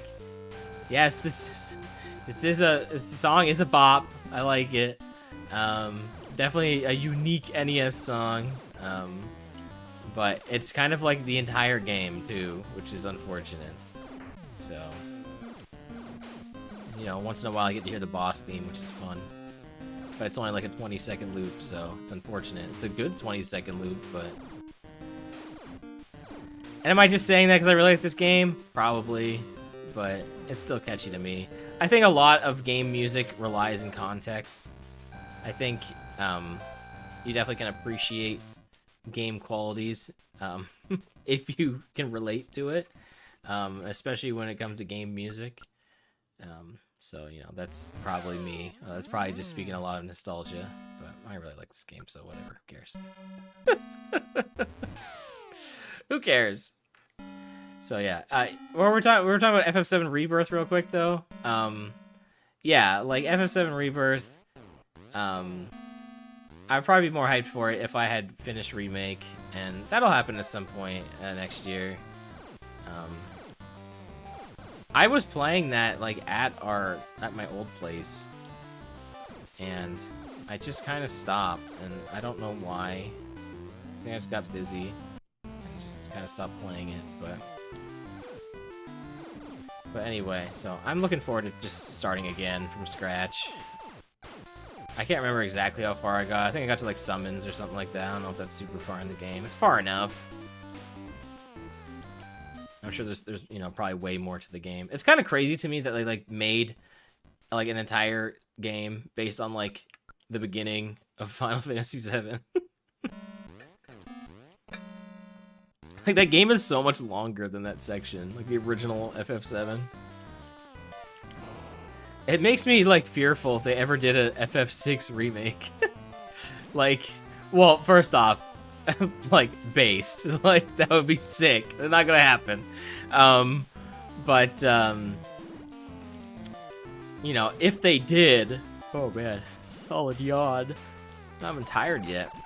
It's not like the other night where I like fell asleep right away. Oh come on, that's Scandum. Get out of here.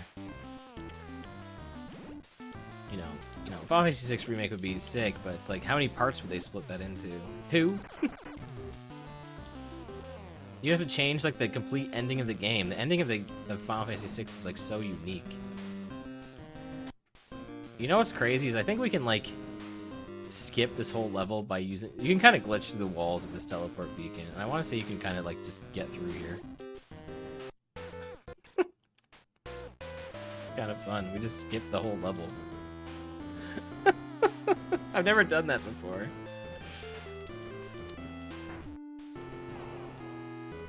So that's kind of fun, right? This level kind of sucks anyway. So let's just skip it. Although there's still we still have to find a health upgrade. Yeah, this teleport beacon kind of breaks the game a lot.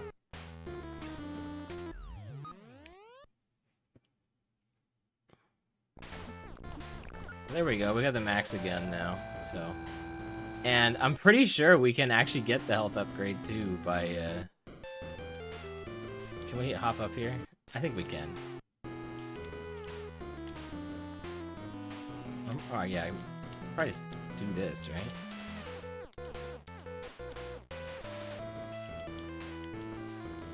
There we go. There we go. And this will take us right to the health upgrade, actually. Look at that. Look at that. Look at this 100% speed run of this level. Oh, sick that was. Whatever, that level blows. I'm not even upset. I'm not upset at all. That's probably like the low point of Rad Gravity for me is Utopia. It's probably my least favorite part of the game. It's just boring because it's just like this maze. It's just like this maze section, and the background looks exactly like the first area of the game, Siberia. So it's like it doesn't even have anything new going for it. It's definitely not. It's definitely not like it's definitely the lowest part of the game. So we just skip by the whole thing. You read Pokemon Concierge as Pokemon Cringe? Classic. Speaking of speedrunning, we'll probably just skip through this too, but I'm not going to. We'll do this proper. What time is it? 9 almost? Well, stick around because we're gonna play Mario 3 after this too. I don't know how much of it I'm gonna get through. Maybe the whole thing. I guess we could try to speedrun that a bit too.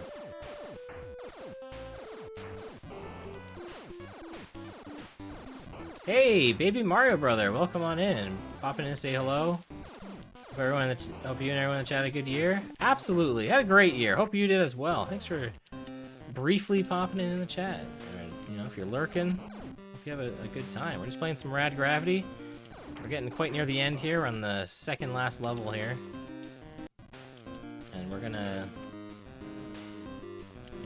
wrap this up. Play some Mario 3. Just overall, just have a good old time. We'll beat it twice. Probably won't beat Mario 3 twice, but we'll beat it once at least. See, the thing is, every time I play Mario 3, I'm like committed to doing like 100%. Like I have to. Like it feels so weird to do anything less. But I guess I could. I guess there's nothing really stopping me. Why can't I hit the stalactite? There we go. Jump over these fireflies? I don't know. Like literally that's what they are, kind of. You barely even see these little air ducts. flying out at me. Airstreams, I don't know. I don't know what these little guys are that pop out of here. They look like little astronauts, though. They're like trapped in there. Probably shouldn't shoot that fire geyser there, lava geyser.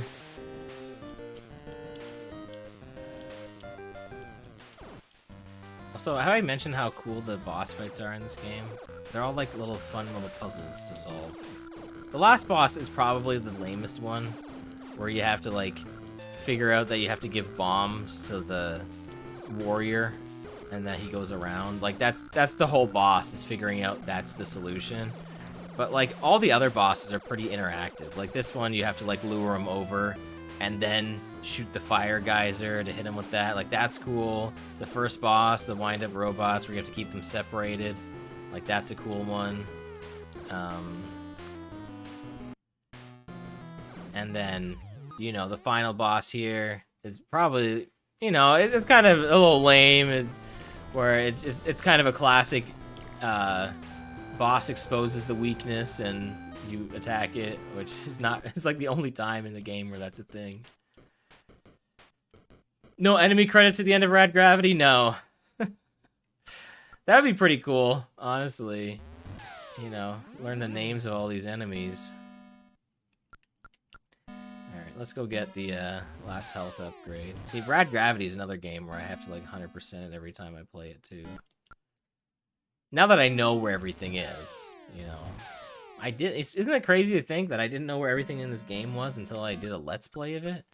Like, even when I did that Let's Play, I didn't find everything. You know, I had to get it pointed out to me by Vice Commando, one of my first viewers. So, that's pretty nuts that it took that long to know that there was a last capsule. And it's crazy because it's pretty obvious where it is. Actually, no, I did find this one. That's not the correct one. The one in Volcania that's like absurdly hidden, like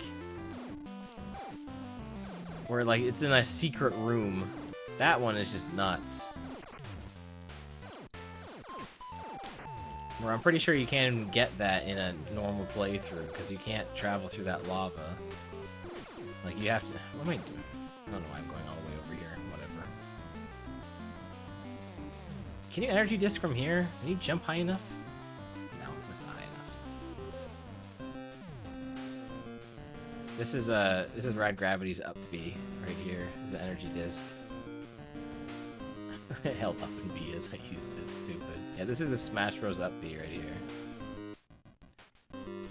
See, it would work perfectly in Smash Bros. Because it would be really powerful because you can kind of just walk left and right, like, no issue.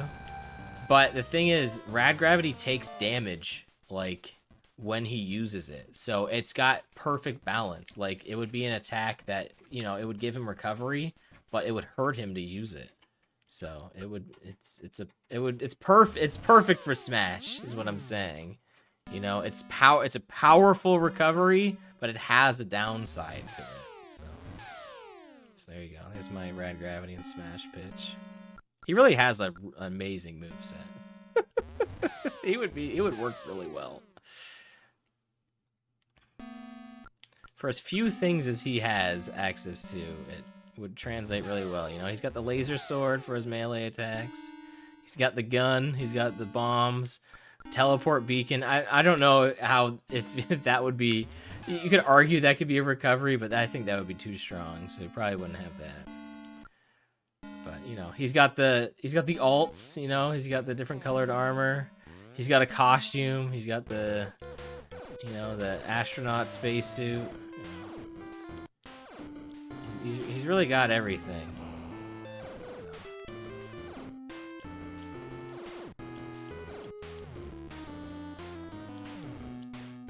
What if it let you learn all the names of the enemies and their name variants of Rad Gravity, like Tad Gravity, Glad Gravity, Jad Bravity? Oh my goodness, if we were able to raid somebody right now, we would be raiding them with Jad Bravity.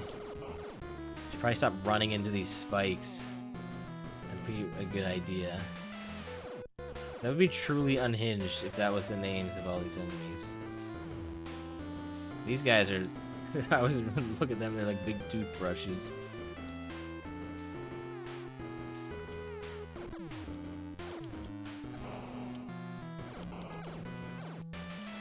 Slim, wait till I make my my rad gravity level in Tales of Slimfonia. You know, the whole toughness of it will be importing all of these graphics into it, especially because they're NES graphics. But you know, it can be done. It would be a huge pain in the neck, but it could be done. Alright, we gotta use this here. I want to do that now. What level would I do? Telos here, maybe? Telos? Show us my Animal Crossing village. By the way, Animal Crossing Island.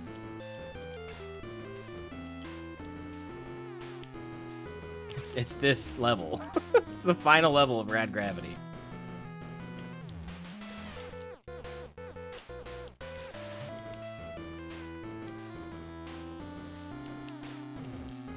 There we go. I did jump and take damage there intentionally. So that, because when you get hit on like a platform that you can fall through, you will fall through it. So. Should it be done? I don't know. It could be done.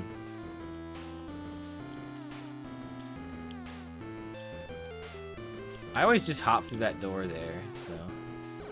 Animal Crossing, yeah, Game of the Year 2023. You know what, it's Animal Crossing again. Man, that was really a 2020 game, huh? I mean, it's not hard to remember that it was a 2020 game, you know what I mean?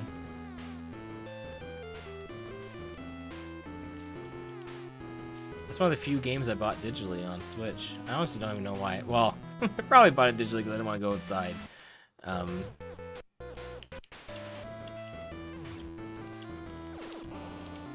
That was a really fun experience, Animal Crossing, playing that with friends and stuff. You know, I definitely got my money's worth out of that. You know, I don't think I played the entirety of the year, but I got pretty dang close, and I played a lot, so. Press how many references and callbacks I had for 3 levels. I mean, really, most of the callbacks were like LOL parabombs, I feel like. The timed lift one, I just wanted to make a level like that. It was just on my mind. Like, that was that. And Skull and Jones, the entire inspiration was the level name. And just like, what am I gonna do with it? And I was like, well, you know, the joke is Jonathan Jones. I guess let's make it a sunken ship level and use the music. You know, that one was that. Also, I don't know if you heard it because like your game audio was low at the beginning, but the intro to here we're gonna resume this fight against Agathos once I get my health back. The intro to to the game, like after the Final Fantasy VII music, like when you start a new game, it's steamed. It's like the Skinner and Chalmers like theme, like it's a steamed ham theme. Like it was more than just me putting like a. By the way, I was a big fan of my steamed hams Tales of Symphonia cross there. I was a pretty big fan when I figured out how to link those together. But yeah, like straight up, I was going through all the music people had uploaded on SMW Central, and someone had actually uploaded that as a level clear theme, which is insane because it's so long. And I tried to, I originally had it as the level clear theme, but it was so long. And I made it work. I eventually made it. I found a patch to like have it it ended later.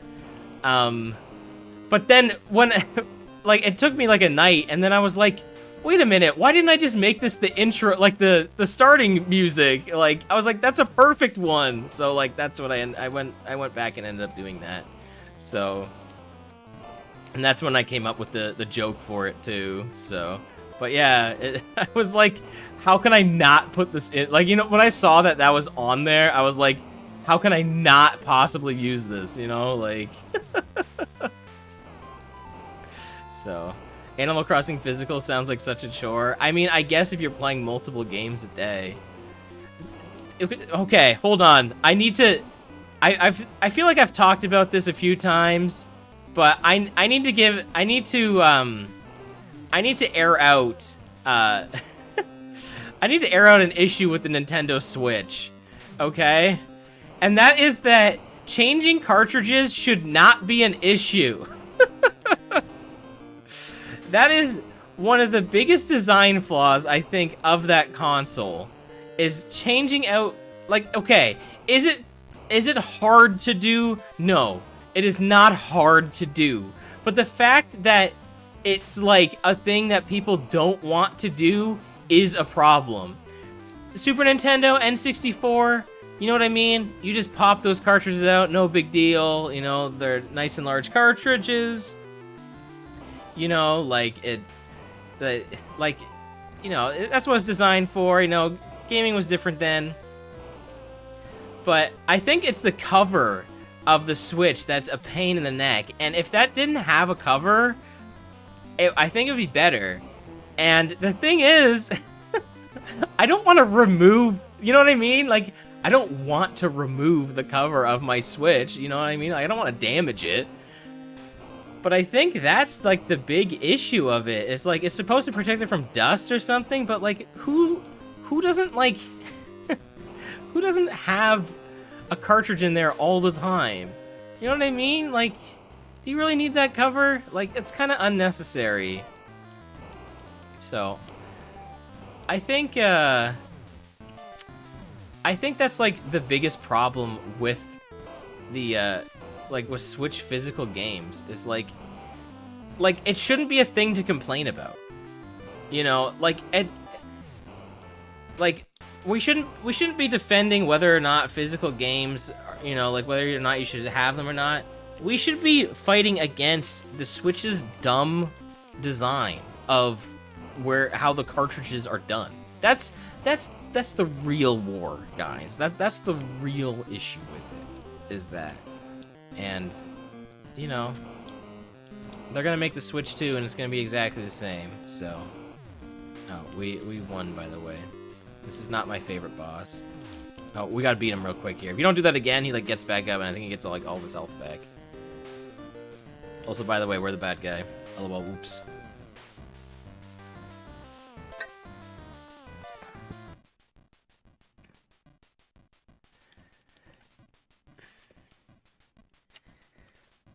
Now, Mario Kart 8 would be a game I'd like to have digitally, because then I feel like I probably would play it more.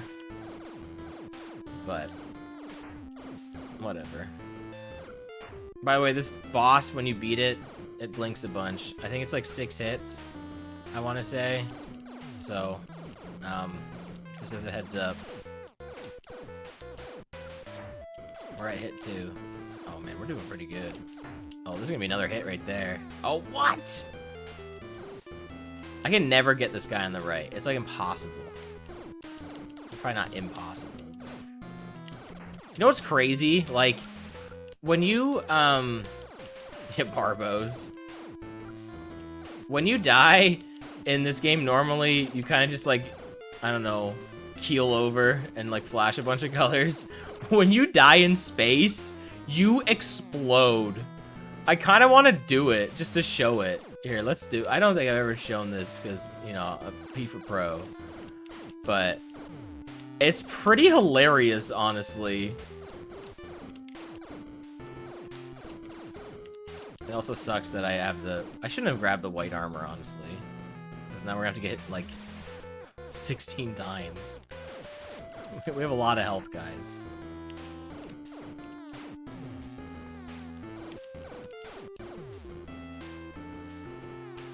That's what I'm saying, though, Kingo. Like, the fact that, like, you have to think, like, oh, man, I don't want to change cartridges every day. Like, that's the issue with the Switch. Like, that's the real issue. It's got poor design when it comes to that. I thought I was gonna hit for a second. How am I, like, on this perfect level where he cannot hit me? Look at this. Look at this. Alright, well, there we go.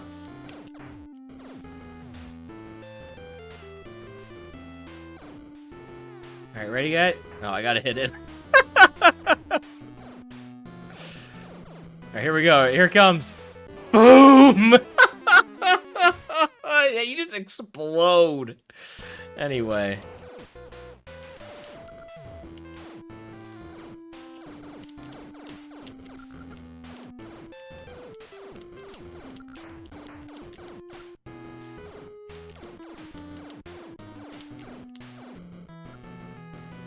I don't think switching 3DS is nearly as bad a thing, for sure. Brutal, right? Like, Rat is dead. I mean, realistically, like, he's not recovering. The bad guy has the ship in order for him to recover. Like, realistically, what just happened there was bad ending. Like, you know, Rad Gravity's no more. Return of Kakos, alright? Like, that's it. He's done.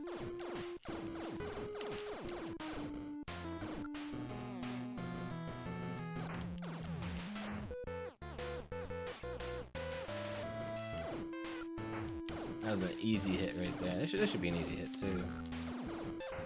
Don't screw it up. These right-facing rockets is really hard to... You have to try and flip them around.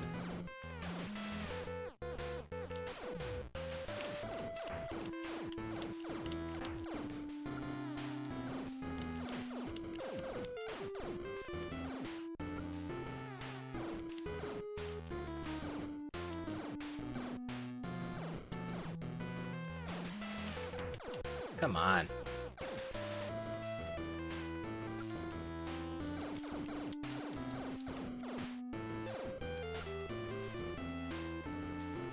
Alright, we're just gonna stand here. By stand here, I mean we're floating in space. Oh yeah, here's an easy hit right here. I don't even do anything for that one.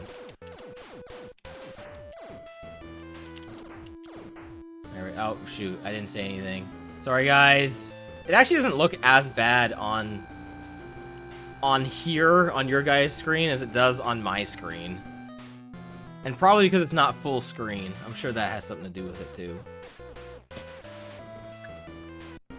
The sequel to this game is recovering Rad's body parts back to bring... Yeah. The Adventures of Rad Gravity 2. Agatho's Quest.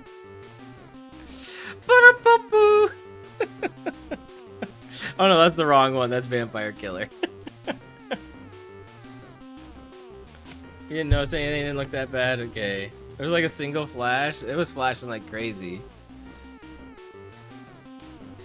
Yo, Dark-Minded Sith, what's going on, pal? DuckTales looks nothing like you remember. Oh, we beat Rad Gravity for the 8,000th time. Welcome on in, pal. We're gonna switch over to Mario 3 here in a second. Guys, look. There he is, the man of the hour. Doing the wave.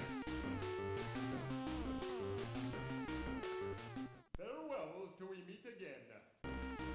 Perfect. Literally perfect. Farewell till we meet again. My interplay. Where's Rad Gravity 2? Yeah, spam those SPAC waves. Hey, you know what? If they made Rad Gravity 2, you say that. You say that, but it being a sequel to an NES game, people would eat that up. They'd be like, well, crap, I gotta play the first one.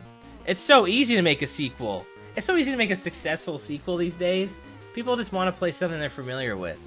Like, that would do so... I don't care. That would do numbers. Do more than Rad Gravity 1, that's for dang sure. Is my hoodie a Kirby Doug crossover? No, I don't think so. It's just Kirby.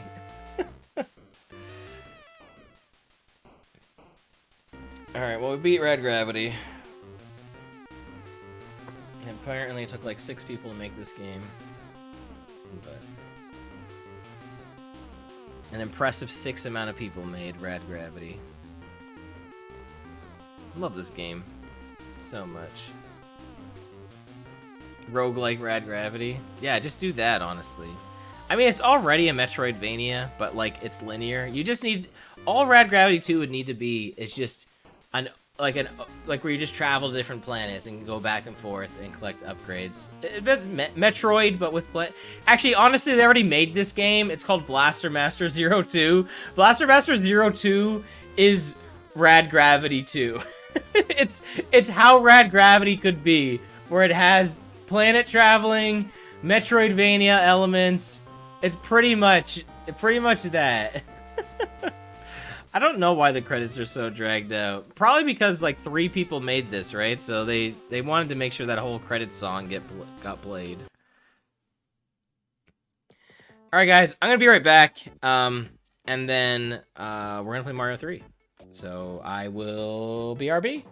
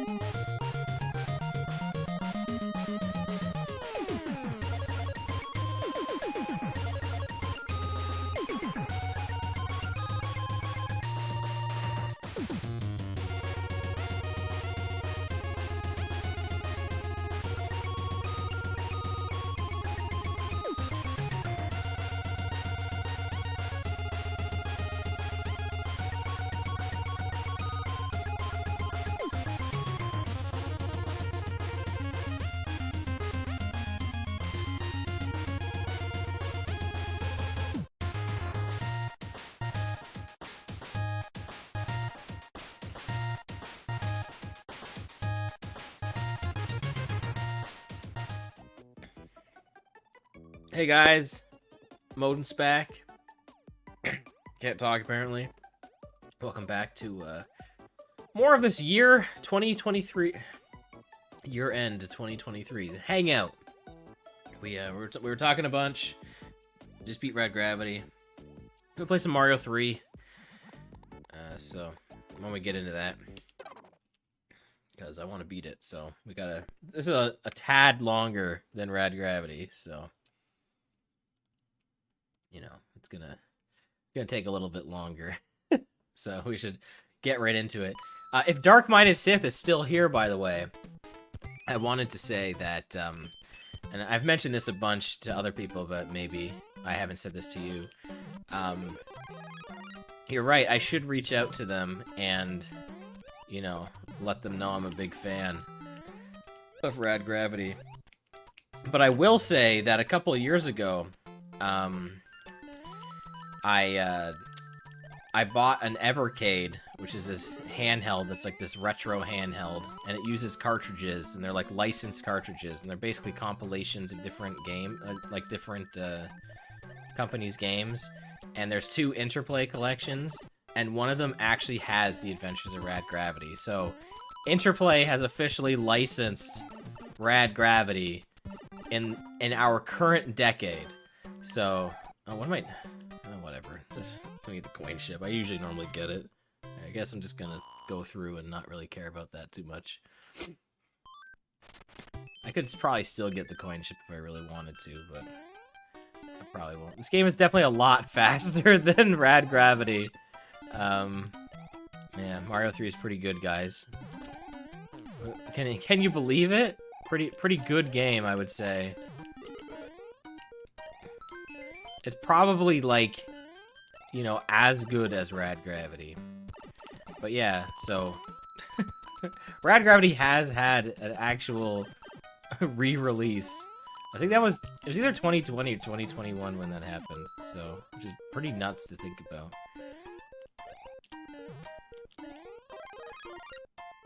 You know, I probably could have actually got the coin ship with, I would have gotten 4 more coins. Yeah, I could have. But that's cool. We're not going to. We're not going to do that.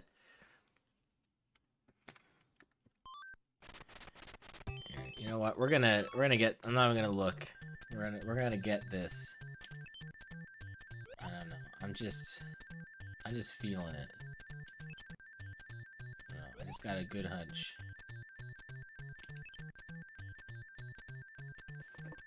Boom. Oh! I was actually really close! Oh my goodness, that would have been nuts! I wasn't even looking. Oh man, I can't believe I was that close to getting that. That would have been insane. The eyes closed star. Well, would have been insane, but guess what? Didn't happen, so... I was pretty close, though. You know what? We're not gonna get the coin heaven. I'm gonna get the coin ship still. I think I can, as long as I avoid all the coins. I can make this happen. We can do that, right? Look at this single coin here. You know what they should have done? They should have made like a clue on like this white block here, like with a different amount of coins on that one. You know what I mean? Kind of indicating something. Because, like, how else are you supposed to know that? I guess, like, you're not, right? I guess that's the whole point. There we go. That's the coin ship, right? Yeah. I don't usually do that in 1-3, but there we go. Did you ever do any of the Pokemon card pulls over the holidays? Yeah, we did. We got the Alakazam EX box for the 151. I got Jinx EX. Bobo was big jealous, but you know I gave her the card. She bought him anyway. Nice. So yeah, we did that. Why did they make the coin symbol a $sign in this? What a weird thing. What, like a really strange thing they did on here. But yeah, that was probably the best pull I got. What was the other rare that I got? Was it Vileplume? I think Bobo got that. Oh yeah, I don't think I'm gonna get this. I think I just screwed up. That might have been enough, maybe. We'll see. I don't think I got it, honestly. I think I screwed up. I wasn't really paying attention. Maybe I salvaged it. Did. FIFA Pro. Why is there like a white line at the top there? Is that the NES Classic doing that?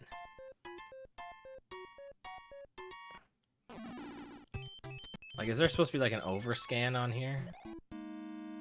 I don't know, honestly. It's kind of weird. Wait, what am I doing? I don't want... Well, I don't know. Am I getting the whistle? Should I get the whistle? I probably should, right? Like, just in case I gotta wrap this up. We're in for the long haul. We're going the distance, guys. We're going the distance. There's other opportunities. There's two other... There's only one other opportunity for a whistle, actually. We'll think about it. You know, we got some time. We got some time before we get another whistle. But yeah, the Pokemon cards, those were fun. I was going through all my old ones.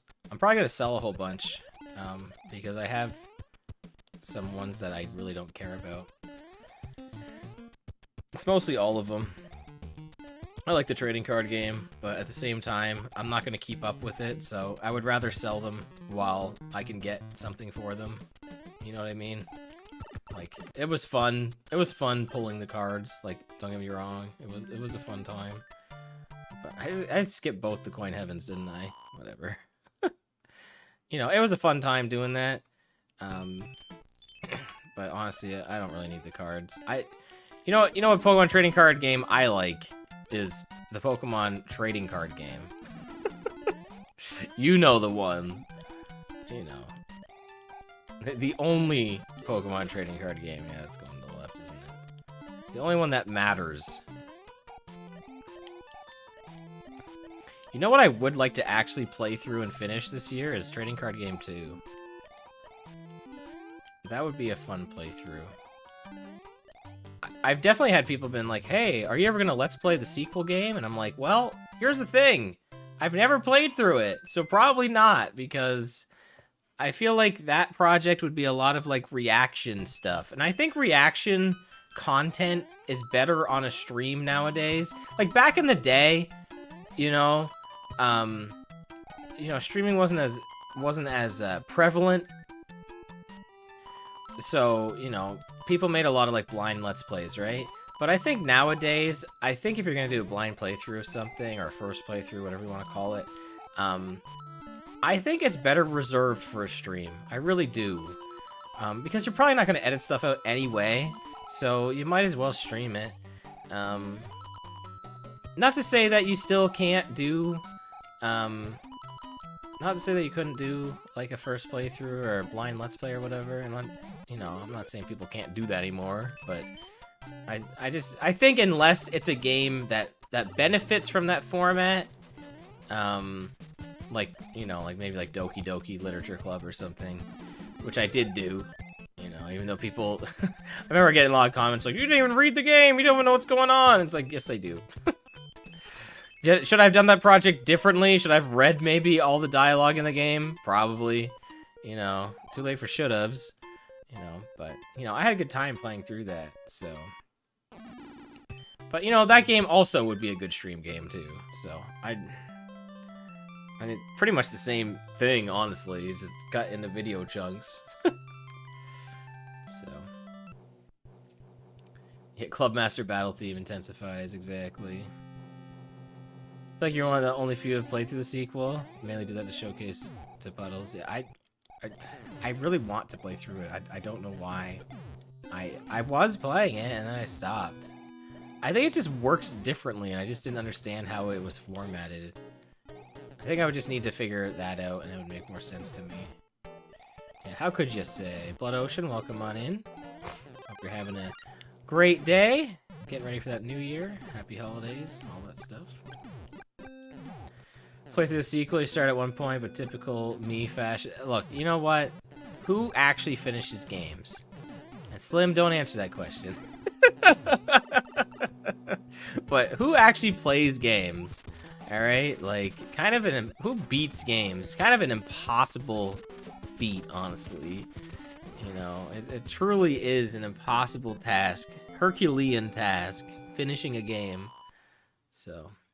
A new game that you've never played before. We just beat Rad Gravity, sure, but, I played through that game like 1,000 times. That's why I'm streaming that and Mario 3, because, I play through these games time and time again, no issue. You know what I meant to play instead of playing through vanilla Mario 3 is, there's the, there's like that ROM hack that came out, I think this year, and it has like, it has a bunch of fun little changes, right, to Mario 3. Like, I think you can play as, like, Princess Peach and stuff like that. And there's a whole bunch of other changes, too. It looks super fun, but... Yo, Mega, yeah, who beats games? Welcome in on, Mega. Welcome on in. Hope you're having a good night. Saying hi real quick, guessing you're working or something, but welcome on in. Playing Tears of the Kingdom? Nice, nice. I forgot that. I know that game came out this year, but I'm in no rush to play Tears of the Kingdom because I haven't even beaten Breath of the Wild, so. Because again, who beats games? But I think progression was less clear in Trading Card Game too, but it was mainly just wander around until stuff happens. Yeah, exactly, and that's why I wouldn't want to do a Let's Play without knowing what to do. See, the good thing with Trading Card Game 1 is that, it's very straightforward. It's like, you can pretty much play it in any order that you want. There's a couple of exceptions, but you can pretty much play through it in any order that you want. All right, I'm not paying attention. We're going 1, we're going 2, we're going 3. All right, well, we lost. So, oh wow, look at that. I got the perfect sandwich there. I guess that's not a sandwich, but you know what I mean. We got the straight, I guess. So, Pokemon Trading Card Game 1 has a very straightforward progression. It's like the only Pokemon game that has like a, hey, what if the character just went after all of the gyms and nothing else happened? That's trading card game 1. They did that with Pokemon Crystal Clear, the ROM hack, but I don't think any official Pokemon game is like that. You know, all this other BS happens where you have to save the world and stop a criminal gang. You know what I mean? It's not just like the Ash Ketchum journey. I mean, even he saves the world at some point. Wait, did we have an end spade in the last world? We probably did, and I wasn't even paying attention. All right, let's knock this out real quick. You know what? I'm feeling that. You know. We'll get that at least, and I'll knock out this here, and this was right here, right? Yeah. This is feeling like at this space, yeah. And that's feeling like that's probably there. Oh, what was it? Watch this back, but I hope you had a Merry Christmas. Well, Mega, same to you, pal. You know, no... Oh, you know, I'll show you real quick. I didn't get this for Christmas, but I bought it today with Christmas money. I know you'll appreciate it. There you go. I got Live a Live. So, I mean, I don't know if you saw that. I flashed that up for like 2 seconds, but I got Live a Live on Switch, so woohoo! So, I'm pretty excited for that. I've been wanting to get that for a while, so, and I know you really like that one, so. Imagine an RPG where it's just beat the bosses. Yeah, that's Pokemon trading card game. And I guess Shadow of the Colossus, I think, too. That's a game I'd like to play at some point. Hey, let's get this. There we go. There's a mainline game where that almost happens, then like 95% through, they're like, oh, now villains are happening. I don't know which one that is because I haven't played past Diamond, but you know, one of these days I will make it through the roadblock that is Pokemon White. So. Gotta go to work. Alright, enjoy. Have a good one. Yeah, I can play in bits. Yeah, I'm excited to play it. It'll be fun.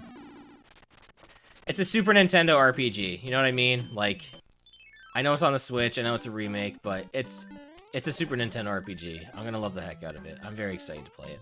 Yeah, that's my wheelhouse. As Scythe would say. That's my wheelhouse.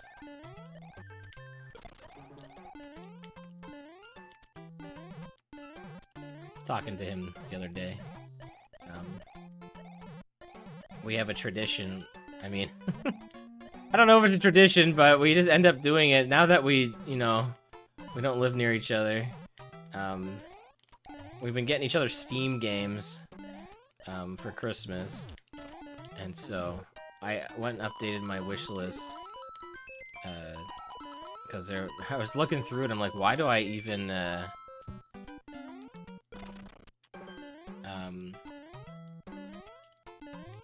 It's like, why do I even have some of these games on my wish list? So I had to update it, and I added some games. And I'm pretty excited for what I chose. And so we'll see what, if he, you know, see what he ends up getting me. I feel like I have some pretty mainstream options on there, which, whatever, I don't care. I really don't care. So we'll see what he ends up getting me, but I think I know what I'm gonna get him on his wish list. So I think he'll like it. I tried to make sure that all of the games on my wish list are actually stuff I've never played before. I'm trying to do better about not buying stuff I already own. I know it sounds so stupid, but like, you know, going with the whole, you know, playing what you know. I feel like we're very inclined to buy remakes and remasters of stuff we already have. And so I'm really trying my best to actually buy or get different stuff. It's hard, all right? You know, I didn't even buy the Tales of Symphonia remastered on Switch because, well, I mean, there's a few reasons probably why, but like that's like one of my favorite games of all time. You think I would still buy it just cause, you know what I mean? Like, who cares? But I didn't buy that. So, you know, I've been a little stingier with my game purchases. That's why, like I said, I wasn't even that upset that I didn't even get any video games for Christmas. And that's why I didn't feel bad buying Live a Live. Like, it was 35 bucks used. And I don't feel that bad paying that, honestly, because it's like a game that I want to play, and I will, and I know I'll enjoy it. And like, you know, it'll be just a game, and that'll be kind of it. Like, I don't have to buy a bunch of like stuff that I'm not gonna bother with. Because I went to a game store today, actually. Me and Bobo went to a game store. And there was some stuff I was interested in.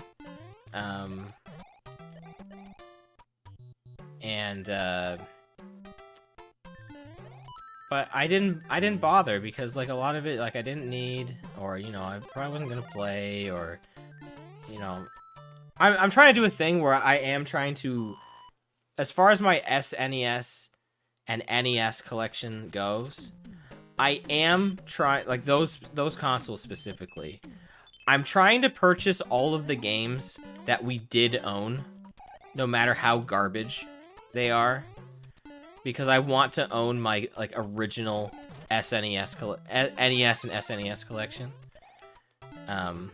And some of them we just don't have anymore because, like, I don't know, my cousin stole some of them. I know that happened. But then some of them are just like my brother's, like they're their games. But like I still want to own them. You know what I mean? So unless they decide to like give the games to me, which they could, I guess, but I'm not gonna bother them with that. But so like I'm trying to like, you know, own those games, and so like I guess the last like used game spree I went on, I bought a few SNES games that was like Monopoly SNES, Super Tennis, Super Black Bass, which we didn't own, but I feel like it's a game that we definitely should have owned based on how much I've heard about this game and how much I've seen of it, and it's pretty fun actually, so I'm surprised we never owned that game. And then I also got, this was a while ago now, what was the other one I got? It was another like bargain bin game. Oh, Super Caesar's Palace. So I'm trying to own like a lot of, like we owned a lot of shovelware, don't get me wrong, alright? But like, it's, you know, lots of them I have like fond memories of. So I want to own all that. And then some of them are a little harder to get. And by harder I mean they're pricier. It's not really harder to obtain. Wasn't this the 20? I don't remember. Was it this? That was a star. Alright, guys. Moment of truth. Am I gonna get a whistle, or are we just gonna play through this the long haul? I'll leave it up to you guys. Do you want to see me play through this whole game? Or do you want to see me stream less? I mean, who knows? You probably have things going on tonight. You might want a shorter stream. You know?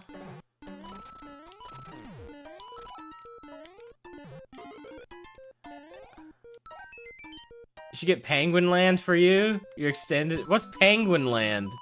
I don't know what this is.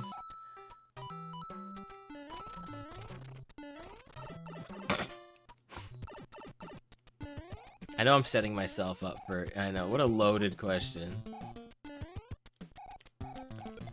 I'm just setting myself up for people to be like, yeah, just pack it up, Odin. We're done with you.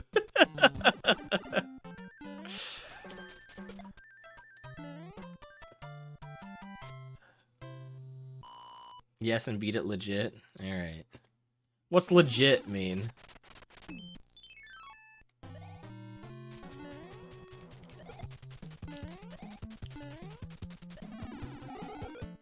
Define beating a game legitimately. What does that even mean in this day and age? Alright, guys, we skipped the whistle. It's too late. It's been done! I mean, I guess I could die and then go back out to the map and still get it, but...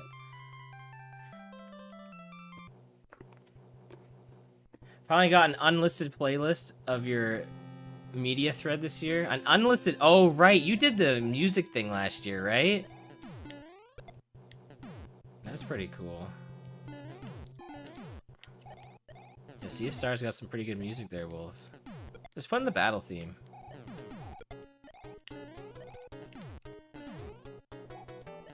Wolf, tell me how far you are without spoiling anything.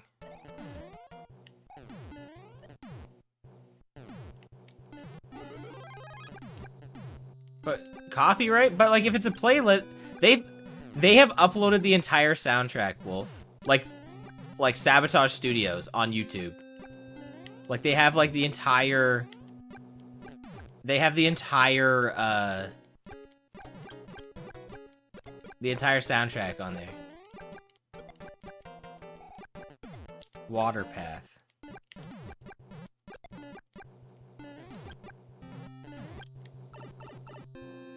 I think I know. Probably.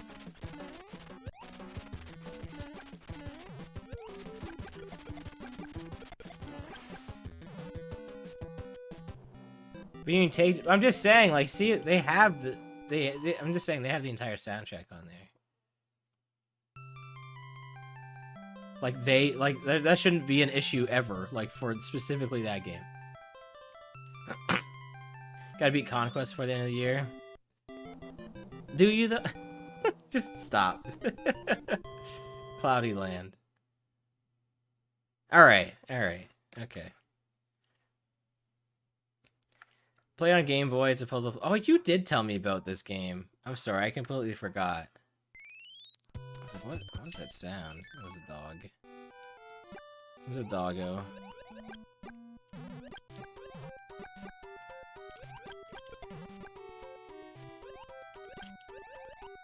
Bubble Ghost, also Game Boy game. Puzzle where you blow a bubble to the exit. What? Didn't we look that game up? And like, wasn't it like really expensive or something? That sounds like a thing that I remember. I don't know. Maybe it's not. Guys, I'm gonna beat so many games next year. So many games. Like at least 2. Like this year. Alright, like, it's happening. I'm beating 2024, the year to clear. Declaring it now. The year to clear. Alright? We are gonna destroy 2024. So many games. I don't care about this, this power up down there. You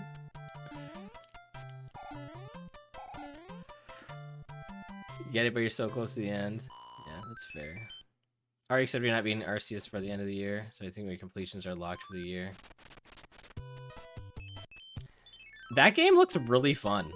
I gotta be honest, like, I should play it mostly because, like, it's a Gen 4 inspired game, so I, in theory, will know most of the Pokemon in it. I'm sure there's probably maybe there's Pokemon from later gens, I don't know. But, that looks like a really fun game that I'd be really into, and probably never finish, because it's probably, oh man, I'm gonna die. I'm gonna die!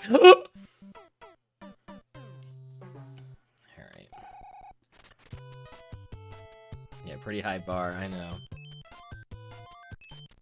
I got 8, guys. Is that my first death? I died Rad Gravity. Guys, the only death I took in Rad Gravity... Oh, I guess I did explode in space, but, like, that wasn't intentional. The only unintended death that happened in Rad Gravity, that entire playthrough, guys, was the first level, where I got owned by that random computer enemy.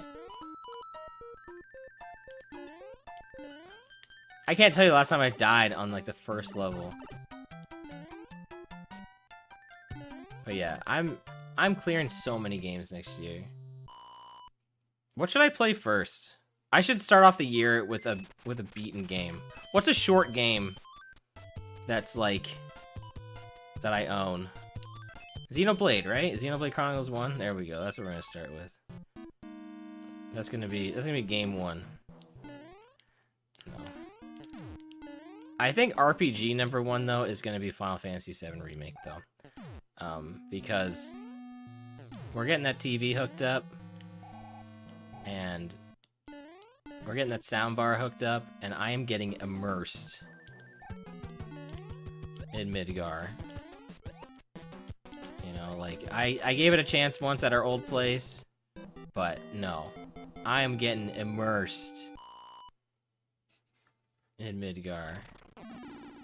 It is happening. I'll be like, oh yeah, this is happening.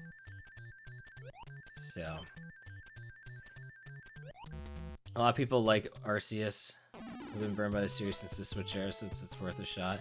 So here's the thing, like, I have, like, oh man. Guys, Small Mario Water Tile Hammer Bro battle. We got this. We got it. Alright?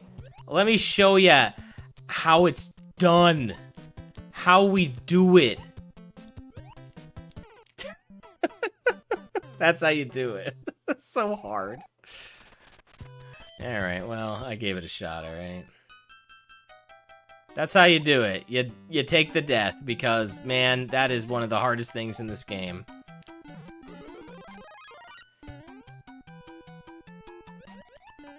Look at that jump. Look at that sick jump. Look at us just jump through the whole level. Look at us go! Look at us go! I'm still hopping! Ah, I got stuck. But wasn't that cool? That was pretty cool.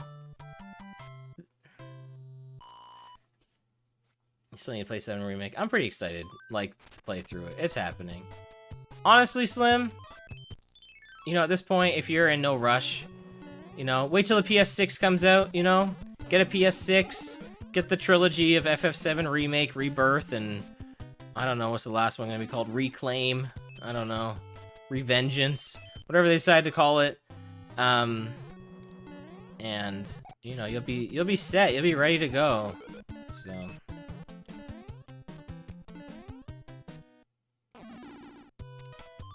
Alright, we got 2 hammers. I guess we should do this. Definitely aims several short games. Kirby 64. Have you never beaten Kirby 64, Wolf? Kirby 64 is good. You know, it's not my favorite in the series. I definitely prefer the ones that are more Superstar styled in nature. Which I guess really is Superstar and then Return to Dreamland. It took them that long to be like, oh yeah, that was really good, wasn't it? I guess debatably Amazing Mirror and... No, I would say like Adventures. I think like Adventure... I don't know, like the Dreamland style of games. I feel like Kirby 64 fits like the Dreamland style of Kirby games. You know what I'm talking about? Like, that's kind of how it feels. So, Revenge, that'd be kind of funny, honestly. I could call it that. Halfway on the Wii U. Kirby 64 feels so taxing to play. It's like of the era of like, you need to 100% it to beat it. But thankfully, unlike Jet Force Gemini, it's not an annoying 100%. It's definitely a much more achievable 100% game. However, I will say the fact that I think like a couple of the shards require you to bring a power into the level is pretty garbo. So. But other than that. Alright, should we go sailing? We could do this, or we could skip... No, we're not gonna skip anything. Let's just go over here. Let's get some frog suits. It could happen. It could happen. Bam. Flower. Don't snipe FF7 in the league. I think that's probably a safe bet to choose FF7. We're gonna get it this time? No, I did it again. Rebirth is probably a safe option. Can you just spam? Like, does that get you it? I don't know if it does. No, it gets you that. Okay. Honestly, you know, if you got save state these days, whatever. Do it. You know, I ended up beating... Oh, there we go. There's a frog suit. There's a green fireball there, too. You know, I beat Gimmick I did use save states, but I don't think I actually ended up using them to, like, redo anything. I think I ended up using it just kind of to keep my progress, because my game kept, like, failing. But, you know, if you gotta use save states, like, whatever. I'm so over, like, the elitist, like, oh, well, you didn't actually beat it if, you know, like, whatever. I don't care. Do what, if you feel you've beaten a game, then you've beaten it, alright? You know, sure, like, it's a fun accomplishment to say, like, yeah, I beat it, like, whatever, like, you know, such and such way, but whatever.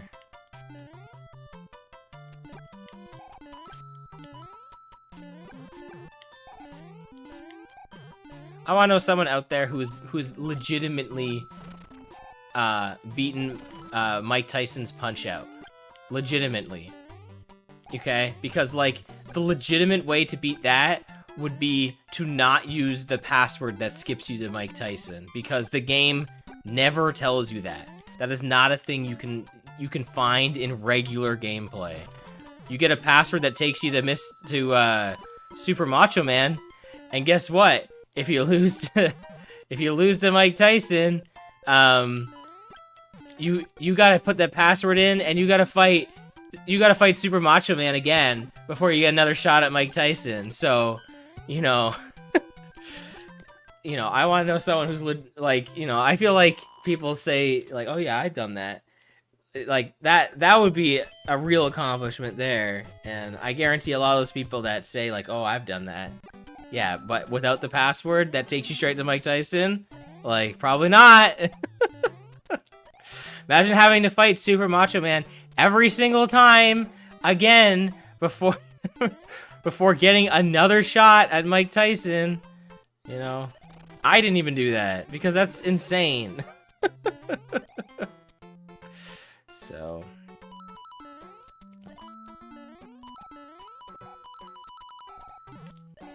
yeah, Gimmick was, you know, it was fun. I didn't realize that if you don't 100% that game, you just miss out on, like, the end of the game, which is kind of interesting. See, that's the really dumb thing about Gimmick is that it's structured in a way that's like, hey, you need to find all the things, but you can't, like, I don't think you can, like, go back, I don't think you can go back in the levels to, like, get them back again, which is really frustrating, so... Yeah, games that make you go back and, like, do the thing again is frustrating. It's a little different in games with lives that, like, if you run out of lives, you have to, you know, like, play the game again. I honestly don't hate that as much because generally, if you can do something once, you can probably do it again. But something that just takes you back just a step, that is the stuff that's frustrating to me. Because generally what ends up happening is if you, like, lose to something and like, it's a life-based game, and you get to restart there, that's not a big deal. But yeah, when you get pushed back, it's pretty frustrating, so. But, anyway. You know, the thing is, like, I just don't have time to, like, that's the thing these days. Like, I don't have time to play through some games like an intended way or something anymore. Like, I don't. Like, that's what it is. Save states a lot of time is usually just, like, saving me time. You know what I mean? Like, at the end of the day, it's usually what it is a time save. Like, people have lives, other things going on. It's different when you're a kid and you have, like, nothing going on, right? It's so different. That's why games, like, when you're a kid, they're not hard because you can just keep playing them and eventually you'll be good enough and you'll beat it. Like, you will. You'll keep playing it because you will probably have the patience to eventually just get through it and finish the game. Like, that is just fact. That's why, like, you know, I can beat Rad Gravity, no problem, you know, or Kid Icarus, you know, and then other people are like, what? That game's really hard. And it's like, it's because you're an adult and you don't have the time to grind away at it unless you're, like, a content creator and that's all you do because that's your job. Like, and I make content, but this isn't my job. You know, I get to stream once a week. I get to put up some videos now and then, but that's why I stick to a lot of stuff that I already know. You know what I mean? Like, I'm sticking to stuff I know because it's just easy for me to get through it. I don't have to think about it. We can just kind of have this conversation. I've been playing Mario 3 this whole time, by the way, you know? Like, I barely even talked about this game because it's just second nature to me. Like, it's because I've been playing this my whole life. You know, like, I'm playing this. Why can I not grab this? You know, I've been playing this forever now. Whereas, like, I don't have time to play video games anymore. Like, I don't. I'm sorry. Like, I wish I did. I love video games, but it is so hard to, like, play through a new game beginning to end. Every video game nowadays, like, they gotta be, like, 60-hour experiences, and, like, I don't need that all the time. That's why old games are fun when they're only a couple hours. Like, that's a good game to me. It's just like a couple hours long. You know, a good RPG to me, Chrono Trigger, you know? Like, I've played it before. You can probably beat that game 100% in like 30 hours. Like, even that's pretty long. But, you know, you won't spend forever on it. Probably 20 to 30 hours. Final Fantasy IV, probably the same way. Those are some good, short RPGs. But if you play it for the first time, you might spend a little longer. So, anyway. Yeah, I think that's the thing that gets overlooked when people talk about why Chrono Trigger is so good. It's short. It does not overstay its welcome. It's just got, like, the right amount of content in it. Like, none of the eras, you know, they don't overstay their welcome. You know, it's got the ending is probably a little weak, you know, a little bit. But, you know, lots of games of that era do that. So it's not a surprise. But, you know, the majority of the game is just kind of straightforward and fun. And yeah, that's one of the things that's great about Chrono Trigger. It's the length. You know, I had this conversation. Weren't we talking about this with Forgotten Land? Where I think people were reaming me for, like, for saying that, like, you know, how could you be complaining if Forgotten Land has, like, extra content? I'm like, because I want it to be over. Because I want to move on. That's why. Yes, this is great for maybe somebody else who maybe, you know, that they get to play a lot of games, or maybe, like, you know, like, they don't have too many games, so they'll get a whole bunch out of it, and that's great. It is. But, like, for someone who wants to do everything and they keep adding more to it, it's like, okay, I really want this to end now. You know, like, I loved Forgotten Land. It was a great experience. I really did like it a lot. But I was like, man, I really wish this ended now. Kirby Superstar doesn't overstay its welcome. You beat the game, they're like, here's the boss rush. All right, good. You know, like, that's more than enough. That's great. Like, that's all you need. A little bonus boss rush. That's good. I gotta help you get through Chrono Trigger. It's fun. It's a good game. Just emulate it on SNES. If you feel bad about doing that, buy it on Steam for like $5 and then play the Super Nintendo version. You know, like, you know, so that way you can say you bought it. But, you know, just play the Super Nintendo version, guys. Like, seriously. You don't need all that. You don't need the bonus content. You don't need it, I promise you. You're not missing out. It's a great game, beginning to end, without that extra stuff. And that's the funny thing, is because, like, when the Pixel remasters came out and it doesn't have the bonus content, I was, like, kind of upset. But I think I'm more upset that the Pixel remaster Final Fantasy 1 doesn't have the bonus content, because it has, like, the lower difficulty of the versions that have the bonus content in it. That, like, the difficulty is based around that bonus content, and then it's not there. It's not there for the Pixel remaster, so it's just, you just destroy it. Final Fantasy 1, you absolutely just destroy on the Pixel remaster. I can't wait to play Final Fantasy 6 Pixel remaster in the new year. I talked to myself, and I decided that's a thing that I'm doing. So I am absolutely,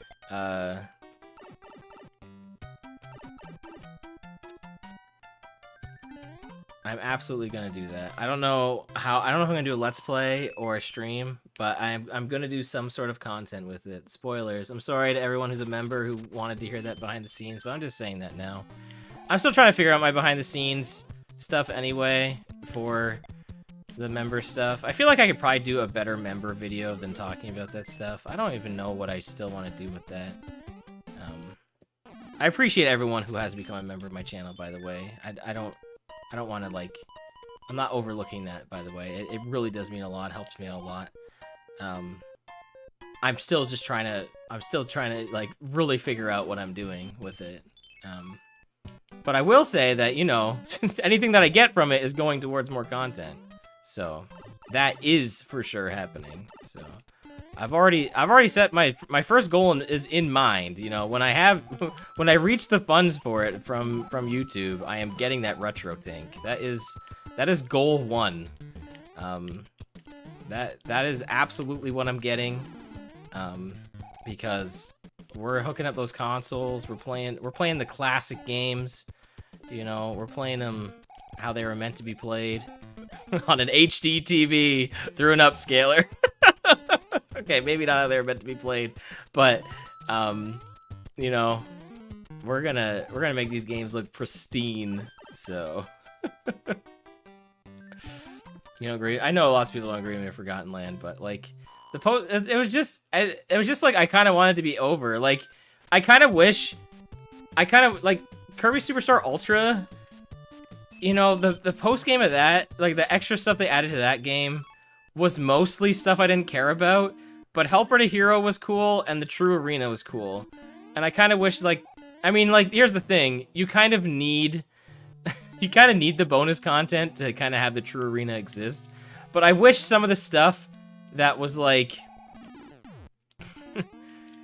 that was kind of, like, at the end of Forgotten Land, I kind of wish it was just, like, the final arena, and that was kind of it.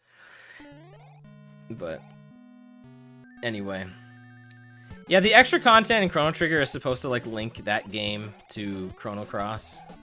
I know that's the idea behind it, but the thing is, like, Chrono Cross already does a good job of, like, combining the games. I think they forgot that they made it. They're like, oh yeah, they're like, did anyone actually play that? We should make some content that makes sense. It's like, well, if you actually just play Chrono Cross, you really didn't need this extra stuff. it's kind of explained, honestly. So, I don't know. Oh, I should use the frog suit. You know what? We're gonna use the frog suit. We have like 1 million of them, right? I wanna go in the bonus area. I feel like this doesn't get explored like ever. Yeah, I got a whole bunch of these. We got pretty lucky in World 3. So, yeah, let's go here. This, like, dark water area. Which, like, in the All-Stars version, it's, like, super dark. Oh, no! Oh, no, I broke one.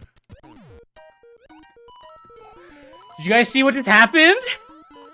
Did you guys see that? We hit the P-switch from underneath.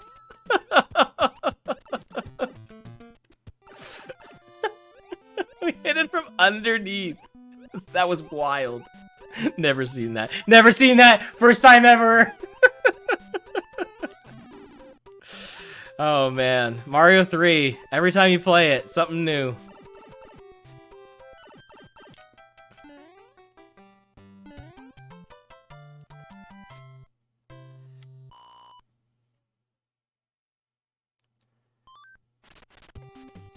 Yeah, if I'm really enjoying a game, which I really was enjoying Forgotten Land. So, like, I was excited that I was like, oh, hey, there's still more. But then, like, as I was playing it, I was kind of like, oh, man, it's just kind of... it's kind of just everything I did. Again. And I was like,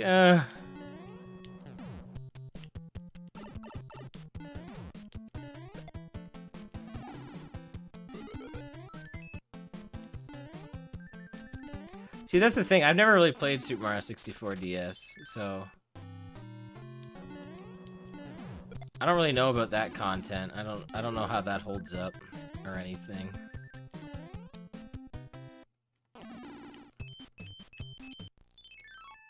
But yeah, I think, you know, you definitely want the bonus content to be good, right? I think one of the coolest bonus content things, and some people might not agree with me on this one, is Final Fantasy IV, how, like, in later versions, you can like, you know, near the end of the game, you can switch out your party.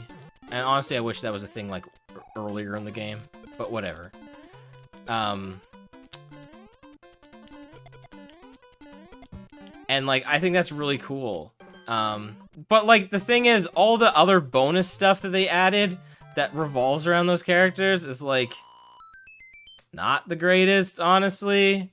But like, that feature is cool. You know what I mean? Like they had to add some content for that because those characters normally wouldn't have like weapons and stuff that they would be able to hold their own. So like, that's why they did that. But it's a shame because I really like the idea that you can switch out your party because, you know, I think that's based. I've said based a lot today. I'm ruining that word. I'm really showing my age. But anyway, I really like the bonus content of Final Fantasy IV. When I played the FF4 Advance, I really liked that a lot. It gave me like a new appreciation for Final Fantasy IV. You know, for a while, that was my favorite one. And I think, because originally the Final Fantasy 1 was my favorite, like the original Final Fantasy. I really love Final Fantasy 1.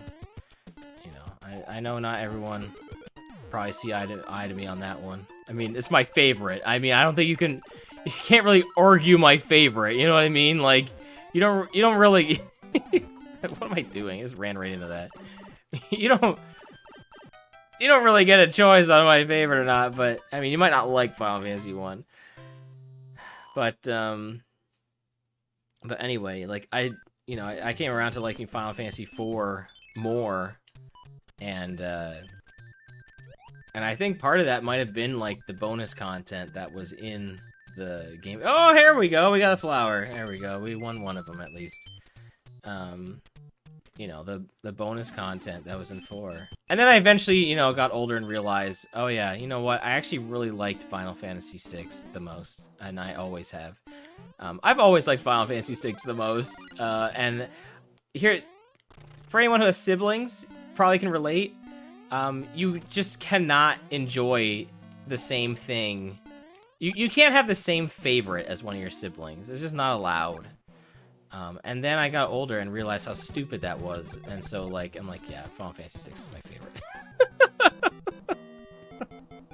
Because like all of my siblings are they like Final Fantasy VI the most, and I was like, well, I like 1, and then I got older and I was like, oh, I also like 6 the most.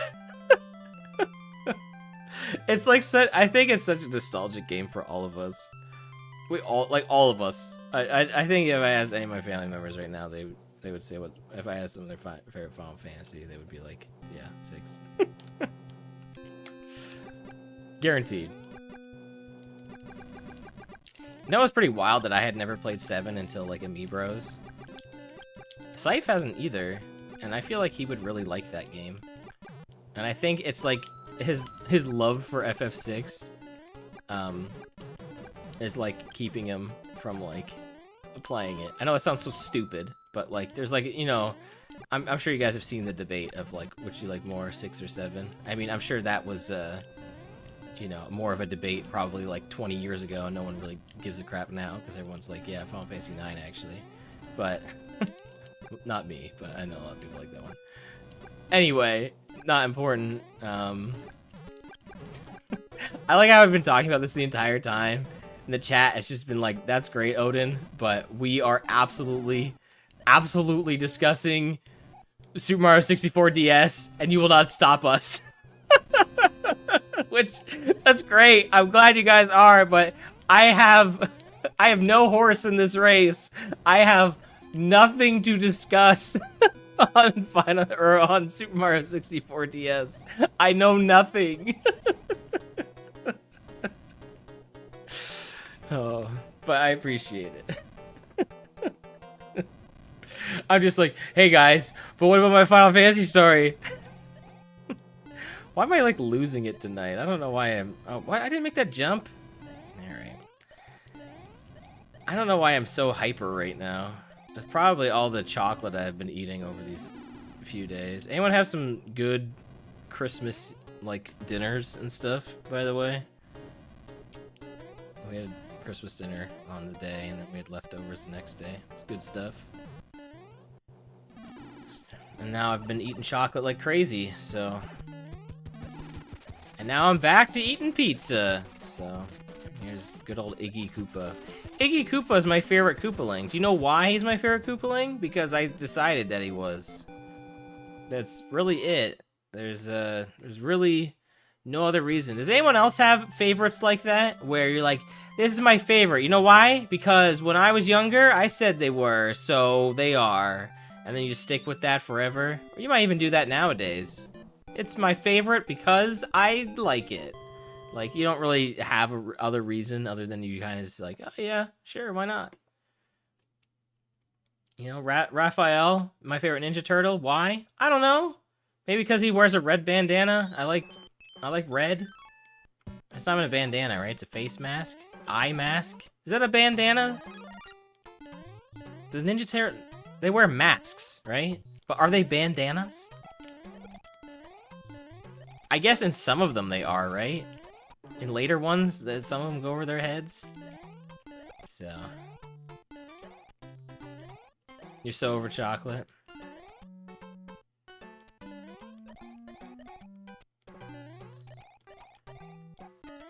Wait, what am I doing? Wait, am I gonna get the music? Do I really care about this music box? No, I really don't. I do not care at all. Whatever. Who cares? We have too many Lindor balls at home. Take them away. Oh man, I don't think I've had a single Lindor at all. Like, yeah, we didn't have any. Man, I haven't done this in a, what? Shoot, what was what? This was a 1-up, I think. I think we had Flower and Star. Okay, well, that's fine because this is a star. And this is a 1-up. Okay. Oh, well, we got another one. Alright, it's a different one. 1-up in the corner? I'm feeling this one. It's not. I don't know. I've played this like so much that like sometimes I just know. Okay, I have a full inventory. We gotta start using stuff, guys. Birthday peanut butter pie was the best thing you had. I know you look forward to that every year, so that must be pretty exciting. Lemmy's always been your favorite because Jester Koopaling. Lemmy is cool. I will say. You know, he's got a unique mechanic to him. Yeah, he's got that. They had him like, you know, throwing those balls out in this game. And then in Mario World, they're like, I don't know, have him go through pipes, I guess. Let's also do that with Wendy as well. She also had a thing where she threw objects. Let's have them both just stuck in pipes now. Like, why did they do that for both of them? Did they not want to give them projectiles? Was that too much? Wild, wild. Favorite's Flareon because it's red. Really? Pixel, is Flareon your favorite evolution? My favorite, because fire. Because I've always liked fire stuff. I don't know why, because I said I did. That's pretty much it. There's really no other reason. I'm not doing any more End Spade games. Yeah, the only questionable thing. That's it. No other questionable things. No. Well, that would have shocked me. Let's put these guys to sleep. I don't know. My inventory is loaded. Guys, we're only halfway through this game. And debatably, we're not even halfway through, because the later worlds are longer. That's fine. Oh, you're throwing a guess as to why I like Flareon? Yeah, because red? Yeah. You know, you're probably not far off. I usually destroy this fortress. I don't know what's going on with me.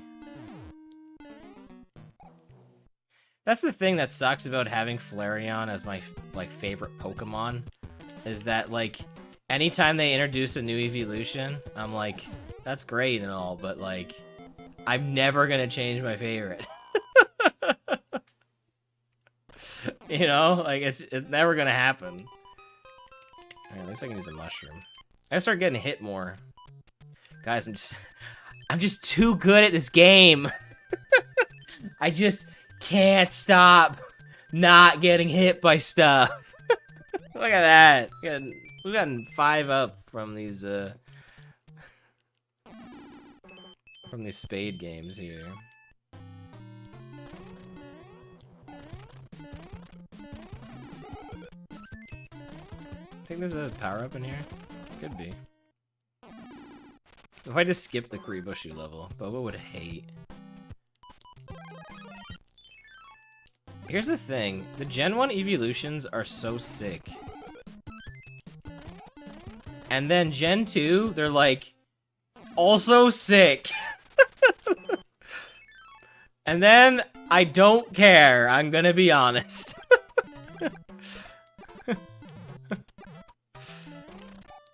I honestly don't care past Gen 2. Don't really care about Leafeon, don't really care about Glaceon. I don't know. Maybe I give him a second opinion one day. Oh no. I'm not gonna get this Kuriboshu, am I? Alright, we'll get this one.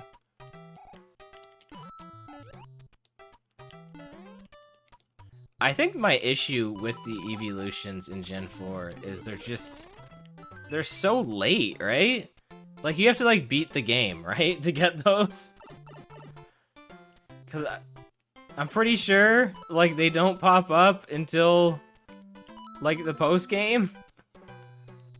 That sounds right. That sounds right.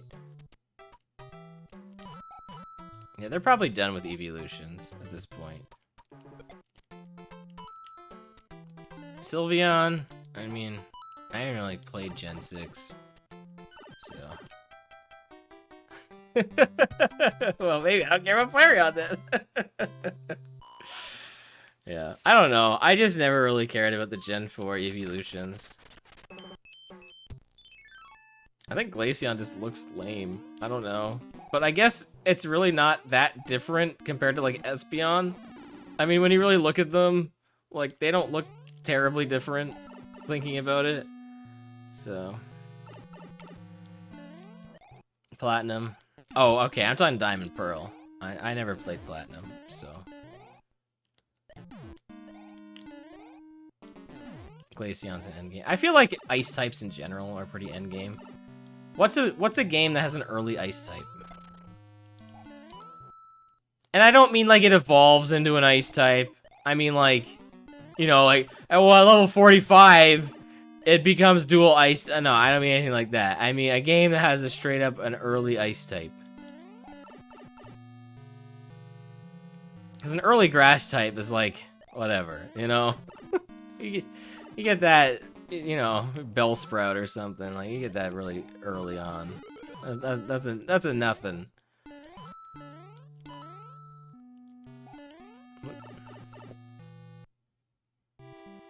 Still waiting for an early game ice type. Still not been a thing. Is that just because ice is, like, powerful?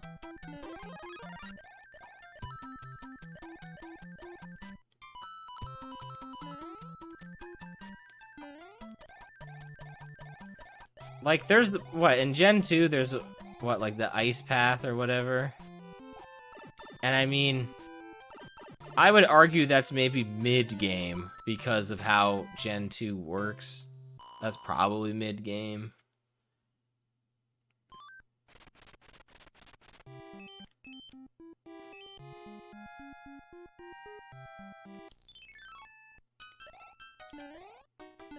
Vanillite? Vanillish? Is that Gen 5? Is that really Gen 5? Did I ever get that?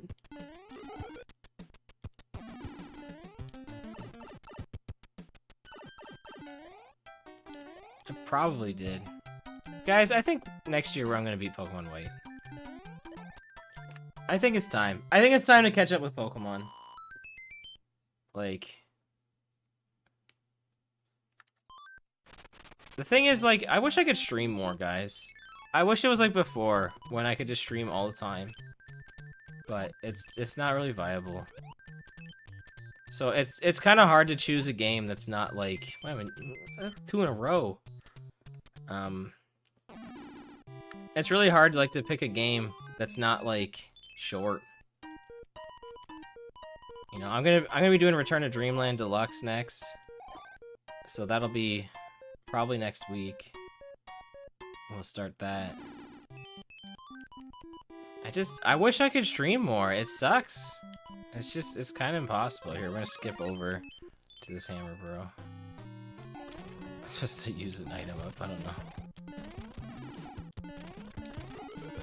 Use an item up to get a music box, use that music box.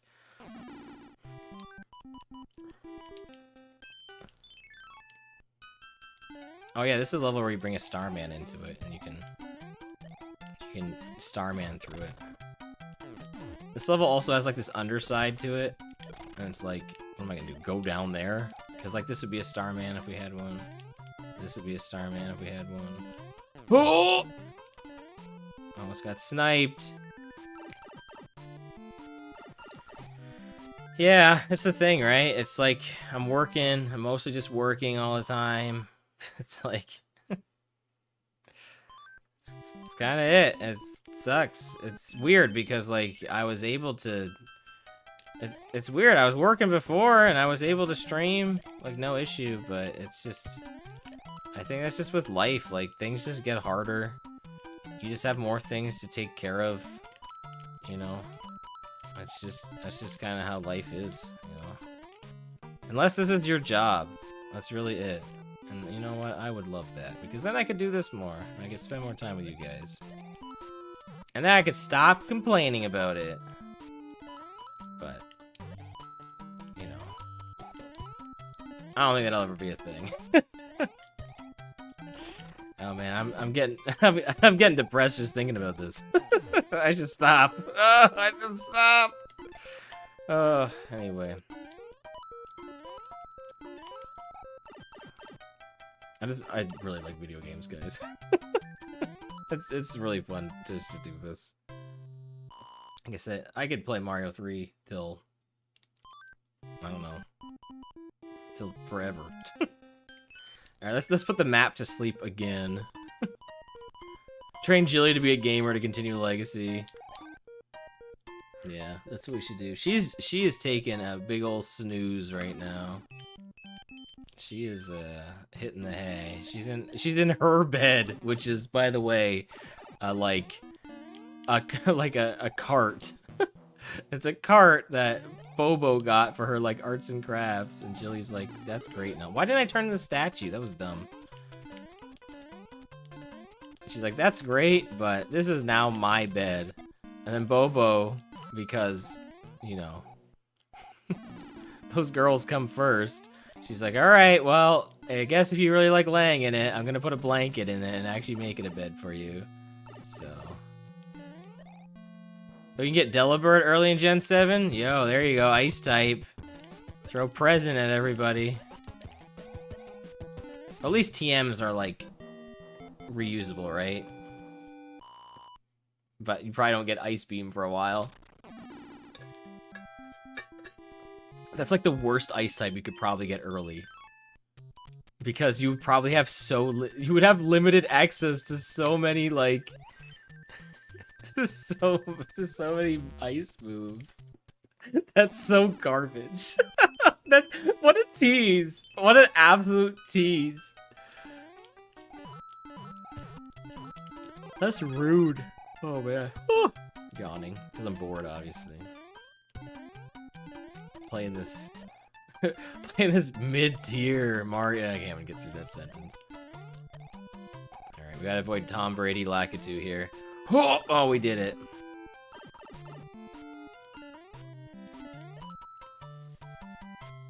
I think I've avoided all the fireworks too, right? I think we've been doing pretty good at that. You had T.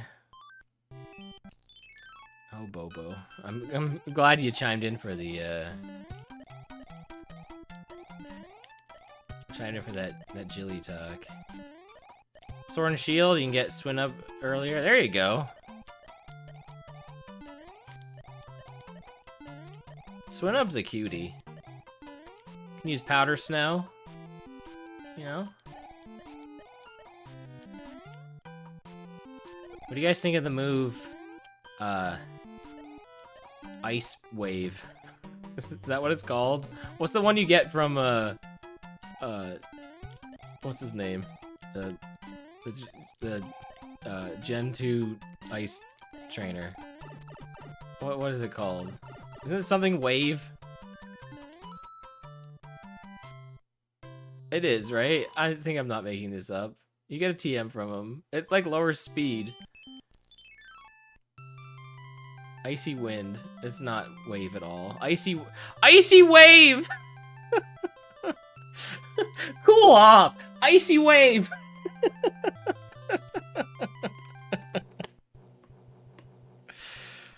I just want to play Tales of Symphonia. Screw this. Alright guys, another Tales of Symphonia run. Let's go. The run back. Tales of Symphonia in the new year. Also, Kingo mentioned this earlier. This is me immediately now responding to this. But yes, I would have bought in the Tales of Symphonia remaster if it had online. So. Sludge Wave.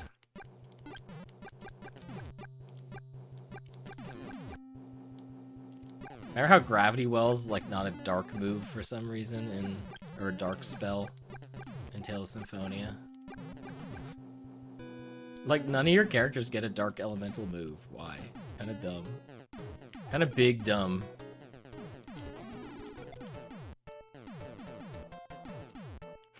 Uncommon poison move!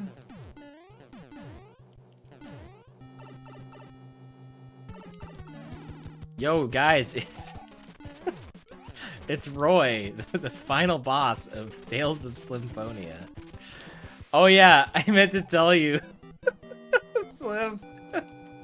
So, I made it Roy because he had sunglasses and I was pretty sure he was your favorite Koopaling. I don't know, maybe it's Morton. I don't know. You said it was Lemmy, so I guess I'm definitely wrong. But then I was like, what if Roy Meal? Like at the Tower of Salvation, Roy Meal. I was like, this is so stupid. Oh, so yeah, that's why I stuck with them. Also, I learned a fun fact. Do I still have a hammer? Okay, I do. We're gonna do this really dumb. Yeah, I did just say that. So I learned something interesting while I was ROM hacking.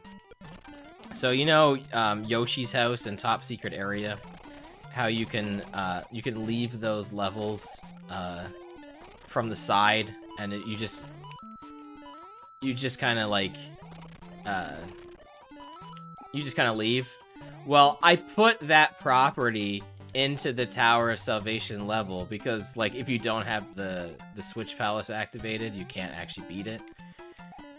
But what I didn't know is that if you put that into a level, when you transition to another screen, it keeps that property. So, I had the Ludwig battle at one point because it was longer and I just wanted the boss music to play longer, like the remix of Tales of Symphonia. But then you could just leave the side of the screen and like it doesn't beat the level, but you can just walk out of the Ludwig fight. So I ended up going back to Roy because it has walls, so you couldn't leave. So I thought that was pretty funny. Like the idea of just fighting Ludwig and he's be like, you know what, nah, I'm just gonna leave. Because I was testing it and I like jumped on him and I jumped to the right and I left and I was like, what just happened? And then, so yeah, that sucked. The The thing is, I didn't... Also, this is really extra what I'm doing right now. We're gonna use the hammer on this pipe to go back. Why am I doing this? To go back to level 1 now. My favorite level of this game, because it has all this dumb stuff in it, where it has like, you can bring a Starman into it. Like this is a ROM hack level. It has like a extra Starman in it. And then you know what else it has in it? It has an insane secret just up in the sky here. There's just a random door up here. This is straight up a ROM hack level with like this bonus area. Like, you know, if I were to make a Mario ROM hack, I would probably do a dumb secret like this. Taking notes?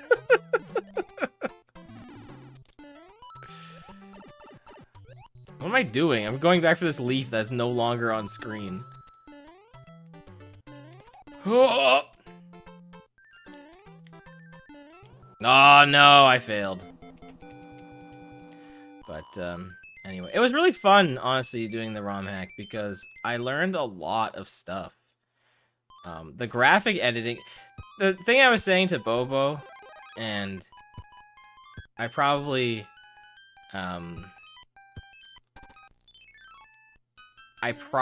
didn't say this on stream, is the thing I wanted to accomplish most with making that ROM hack, and why I only got 3 levels done and not like 5 levels done, is I wanted it to look good. That was like my biggest objective, is making it look good. Because like you can, I could have pieced anything together, like no big deal. But I wanted it to feel like you were playing, like, a Mario game that felt unique. You know, it felt different enough from Mario World. It still obviously, you know, looked like Mario World.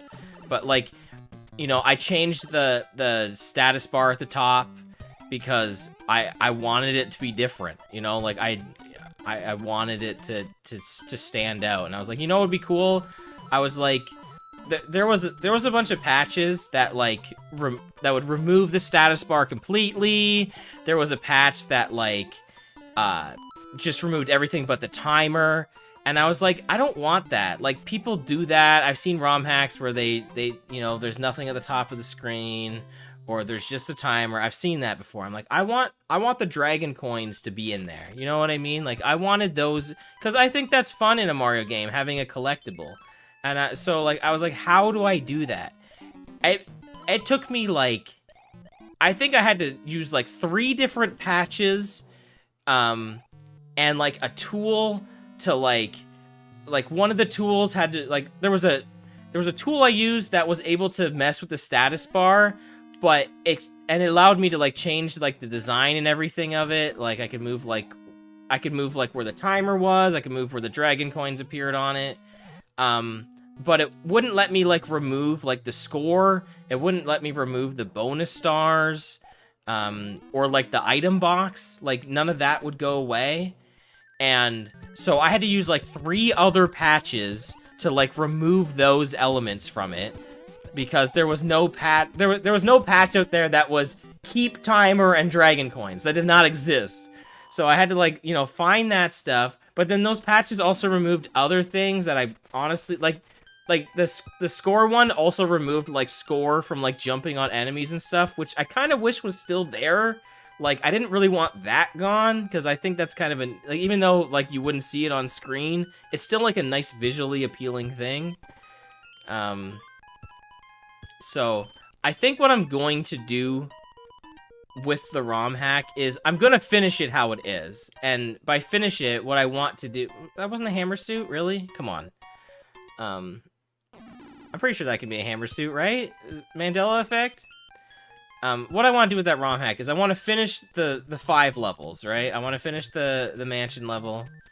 And I want to finish the tower level, you know? Like, I have plans for both of those. I just never got to do them. And then what I'm going to do is I want to make it like a full ROM hack. I'm talking like worlds and everything, right? Like I don't know how many levels, but like, you know, I'll probably plan all that out in advance and like really get into it. But what I think I'm going to do is I'm going to start the ROM from scratch.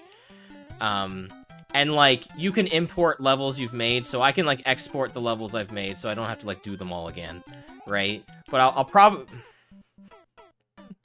all that to get a 1-up and I failed. But anyway, like I'll use a brand new ROM, and now that I know what I'm doing, I'll probably not really patch anything that like is like irreversible until like I'm ready for it. Because, you know, like I said, I want it to look nice, but like I would rather like make sure I have everything how I want it before I go patching it and like, you know, making changes that I can't go back on. You know, I need to really make sure that I'm committed to some of the changes. I guess we're just skipping all the coin heavens in this run. But anyway, I learned a lot. And so like, yeah, I want to finish that ROM hack like how I intended it to be.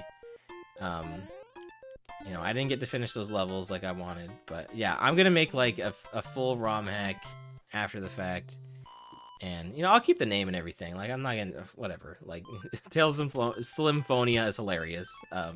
You know, when I came up with the name, I was like, oh yeah. Like when I came up with the name for it, I was like, okay.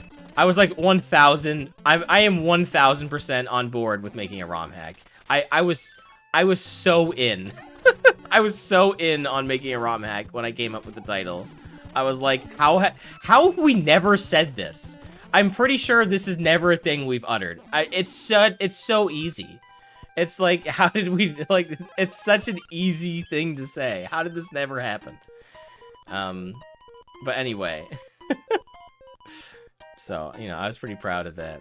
Like I said, I had an absolute blast making that. I'm not trying to like pat myself on the back and all this stuff, but and I had to. By the way, Slim, I kept that a secret too. I don't know if you noticed, but I named the ROM. It was just TOS. You know, I didn't want to give it away. You know, I didn't. You know, like I didn't want to. You know, give away the reveal. So. And, like, that was the other thing, like, how I wanted to make it look good. Man, making that title screen may have taken me that may have been almost as long as making one of the levels, honestly, was making that title screen. Like, no joke. That was not an easy task. I really wanted, to make, that's what the thing, I want to make everything look nice. The Torpedo Teds are not normally in the sprite set that the dry bones and stuff are, but I really wanted the Torpedo Teds in the sunken ship, and I wanted dry bones in there, so I had to, like, you know, figure out how to make that work. So I learned all about, like, sprite editing and stuff like that, and, you know, it was really a bunch of copying and pasting, but it was still really cool to learn, like, how it was done. And other things, like, even little minor details where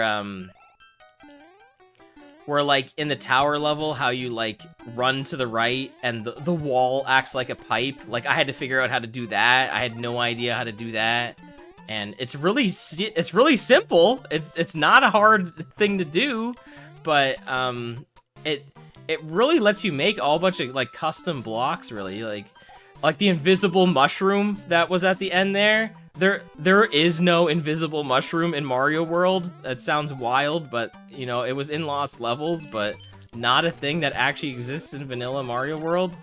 So, like, I had to figure out how to do that, and it wasn't that hard, but it felt really satisfying to do, and it didn't feel out of place, you know what I mean? Like, it didn't feel like... I feel like the things I added didn't feel like they would have been out of place in a Mario game. So, I'm just saying, like, I had so much fun doing that, and just, you know, going through different tutorials, reading what people were saying. I made some of my own patches, which were really just taking code that other people had said. But like I didn't know how to do any of that before, so like it was really cool. Like today I patched the ROM to disable L&R scrolling, and I had to make a patch for that because there is no patch for that online. I guess because it's such an easy thing to do that people are just like, well, do it yourself, which is kind of weird, honestly. Like, kind of just, why isn't that just a patch that's uploaded? Like, that feels like such a thing that like could be uploaded to the site, but it isn't. I don't know. I guess there would be a lot of that. Otherwise, like, so they don't have that, but I don't know. There's definitely some, like, I won't lie. Going through SMW Central, there was definitely some cringe I had to wade through. I won't lie.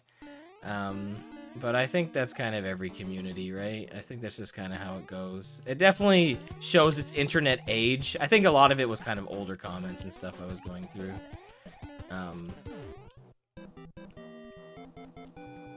But you know, it was still a lot of fun to kind of learn, and I was appreciative of all. Why did I skip this level? And let's use this hammer. Why did I skip level 6? We've done all the levels so far, right? Oh, I know I skipped this level because it sucks.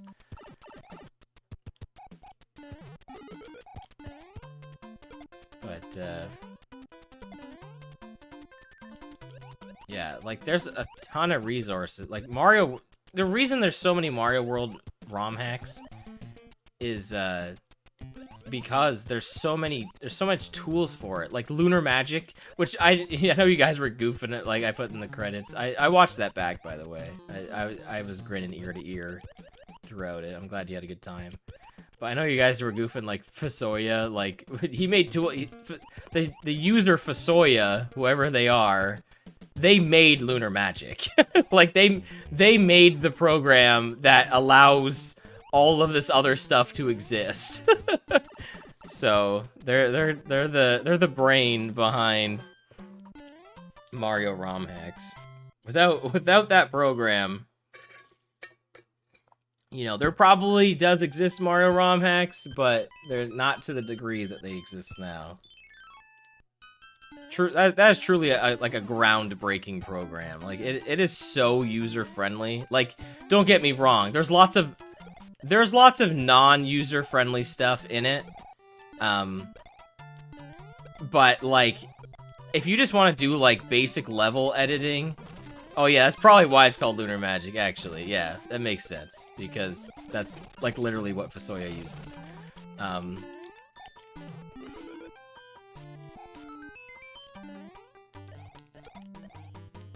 What was I saying? But, yeah, if you want to just do, like, level editing and you don't really care how things look, Lunar Magic is, like, one of the friendliest editors out there. You could just, like, drag objects and drag sprites on screen. And if you don't care what they look like, you can literally use any sprite. And, like, it'll grab from whatever tile set you're using, so it'll probably look like garbage. But you can literally use any sprite, and it'll work. It's pretty wild, honestly, like, how good it is. It definitely does make you appreciate stuff like Mario Maker for like, how, like, you know, all the different sprites that can be on screen and stuff like that.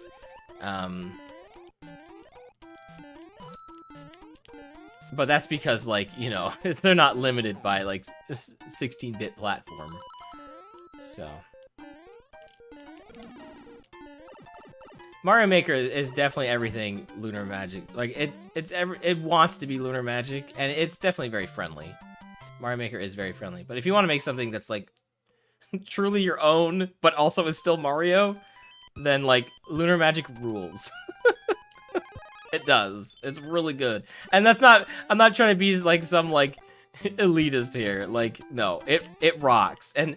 Lunar Magic is the reason Mario Maker exists. They probably would not have made that.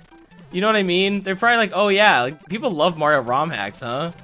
Like, I'm pretty sure we don't live in a Mario Maker world without Mario ROM hacks existing. I'm pretty sure. You know, I can't be 100% sure, but I'm pretty sure on that one. I don't know. If you want to say I'm wrong, sure, but I'm pretty sure on that one. I don't think they would have made Mario Maker without that being a thing. So, and I love Mario Maker, by the way. I'm not taking away from that. It's just the thing is, like, Mario Maker, it has limitations, which is fine because lots of great things are made under limitations. But you could, like I said, you can make like some really cool stuff in Lunar Magic. So it's sick. It's very cool. And not even just Lunar Magic. I use a whole bunch of tools besides, like, it's easy just to say Lunar Magic as like an all-encompassing Mario ROM hacking thing. I think that's usually the term that people go to. But I used a whole lot more than just that. Like I mentioned, I used a tool, a different tool to mess with the status bar. There's a whole program for importing music into it, very simple.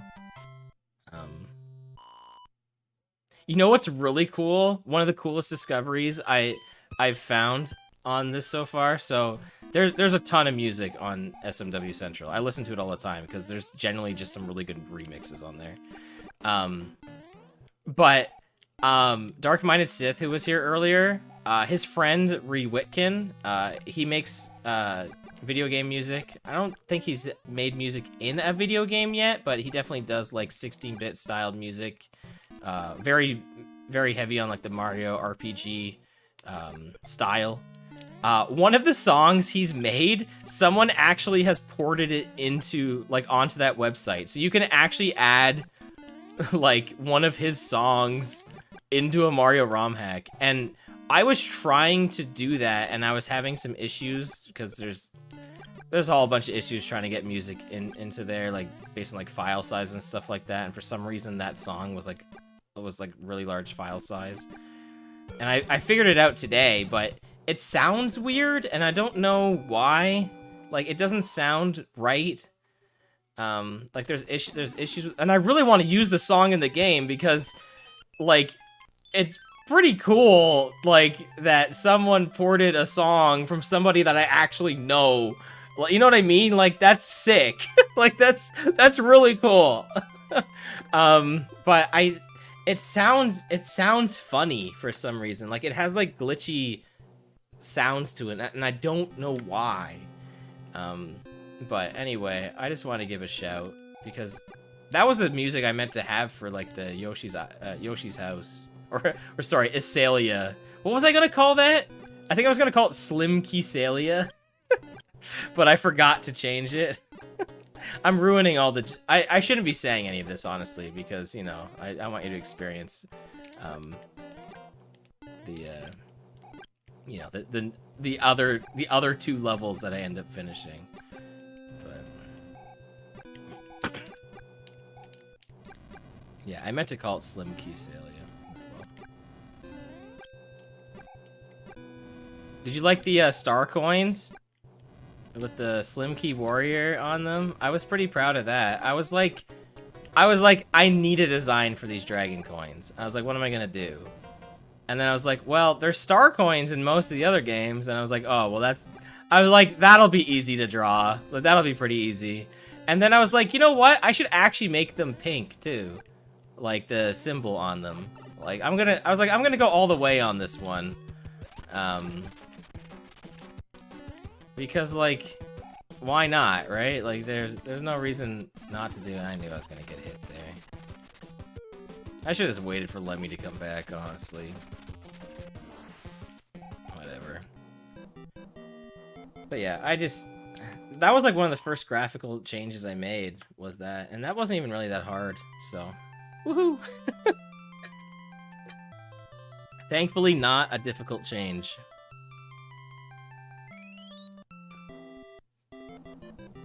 The palettes that exist in Mario World, there's a lot of empty ones that are just black, and I don't think they're used for anything.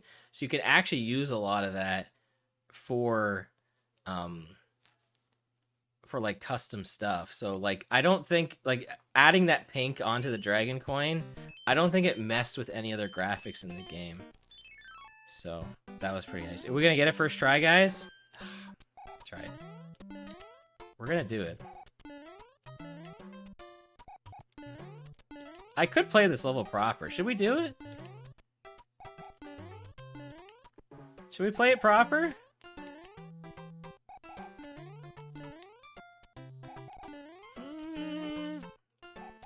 2 more.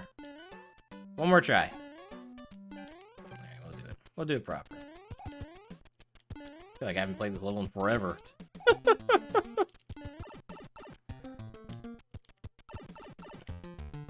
I do know there's a patch to add these pipes into Mario World. I know that's a thing. I don't know if I'll do that. I'm not a huge fan of these. I used to think these pipes were really cool, but like thinking about it, really all it is just like an excuse to like move you. So I'm glad you liked the challenge. I didn't know, like, here's the thing. So I added in the instant retry because, like, look, if you're playing a ROM hack of Mario World these days, do you really need to, like, go back to the starting screen again and, you know what I mean? Like, lose a life and life. I don't know why I said it like that. Never said y'all in my life. You know, do you really need to go back all the way to the beginning? Like, and, like, I was just like, no, instant retry. But I was like, well, if I'm gonna do instant retry, then I need to make this more challenging, because otherwise, like, there's no real point in having instant retry. You know what I mean? Like, I feel like if you're gonna have instant retry, it should be difficult, because if not, then it shouldn't be that hard, because ideally you want the player to beat it in like one go. You know what I mean? I think so. That's what I went into with level design. I know lots of people go like the hard Kaizo route with, like, you know, making levels. And I mean, a lot of, I think all of those use instant retry, right? So that's, you know, probably for good reason. I didn't really, like, I just wanted something that was just challenging. Like, it didn't need to be, like, super difficult, but I wanted to be like, look, this is if you've played Mario World before, which you obviously have. It's your favorite game. But, like, that's how I wanted the ROM hack to be. Like, you've played Mario World before, you know how things work. Like, why am I gonna reintroduce you to mechanics that you know how they work? You know what I mean? Unless, like, there's a mechanic that, like, doesn't really get visited in the original Mario World, then maybe I would try and do something like that. But, you know, I tried to tutorial it up where it mattered, like Skull and Jones. You know, I had the dry bones with the spike ceilings, and, like, the first one has, like, a wide open ceiling there. So, like, if you land on him, then you clear it, no problem. But then, like, the other ones are more narrow, so, like, you gotta watch where you land on them, because if you land on them with the spikes there, you jump into the spikes. And I liked doing that mechanic. I think you avoided them the entire time when you were doing that level, but that was the intended mechanic of that one. And so, like, that was something that, like, I introduced into the ROM hack. So I tried to, and I think next time, I think what I would change is I would probably put some coins in the first over the first one to kind of show you, like, oh hey, this is where you're going to end up if you jump on one of these guys. But anyway, like, you know, like, otherwise, like the ball and chain, you know, that you can spin jump off them. Like, I didn't really need to introduce you to that. You knew that was a thing. So, like, you know, I just, like, okay, you know you can spin jump. I don't need to teach you that, so. Well, the retry thing I actually had to add, Slim. But yeah, I'm sure you've probably seen ROM hacks, because yeah, that's a really common thing in ROM hacks. What's interesting is that patch, normally, its default function is when you die, it gives you a menu that pops up that says retry or exit, and I'm like, that's too slow. I'm like, no, but it has a feature where you can change like a 1 to a 2 or something, and it makes it so it automatically retries. And you can exit any level with start select, even if you haven't beaten it. Because I was like, I don't want someone to die and then have to hit retry. Like, just make them retry. Like, it's not like, so anyway. But yeah, I had, like, every feature that was there. Like, I mean, like, I downloaded a patch for it, but I had to, like, you know, I had to make all the decisions on adding all that stuff in. And that's what I was talking about. Like, I just really wanted the game to look good. That was the whole intent. I wanted to feel good to play. Like that was my whole goal with it. And that's why I spent so long on like the levels that I did. I must have played those levels like well, maybe not the entire level beginning to end 40 times over, but I definitely played some of those sections, you know, probably like 40 times, you know, making sure all those parabombs lined up where I wanted them to nicely. You know, some of them I probably would still change some of them, but, you know, making sure that they appeared like where I wanted them to, you know, because I wanted that to be a big aspect of the hack, obviously. Parabombs. I probably could have held off after the first level, maybe only had like one or so. But anyway, you know, I wanted that to be a part of it, so I had to figure that out. You know, you have to play through a lot, make sure it all kind of lines up. So, I've seen a lot of ROM hacks from Raocow, Plumber for All Seasons. I actually watched Griff actually streamed that a month or two ago, and it looked really cool. Yeah, it didn't seem really difficult, but yeah, it's just really nice looking. And that's what's really cool is now that I know how to like change graphics, like I definitely can just like make custom graphics and stuff. Like that'll definitely be like a last thing to do, but it's definitely a thing you can do. And like it is incredibly easy to make like you could make every level have its own tile set, and it wouldn't conflict with like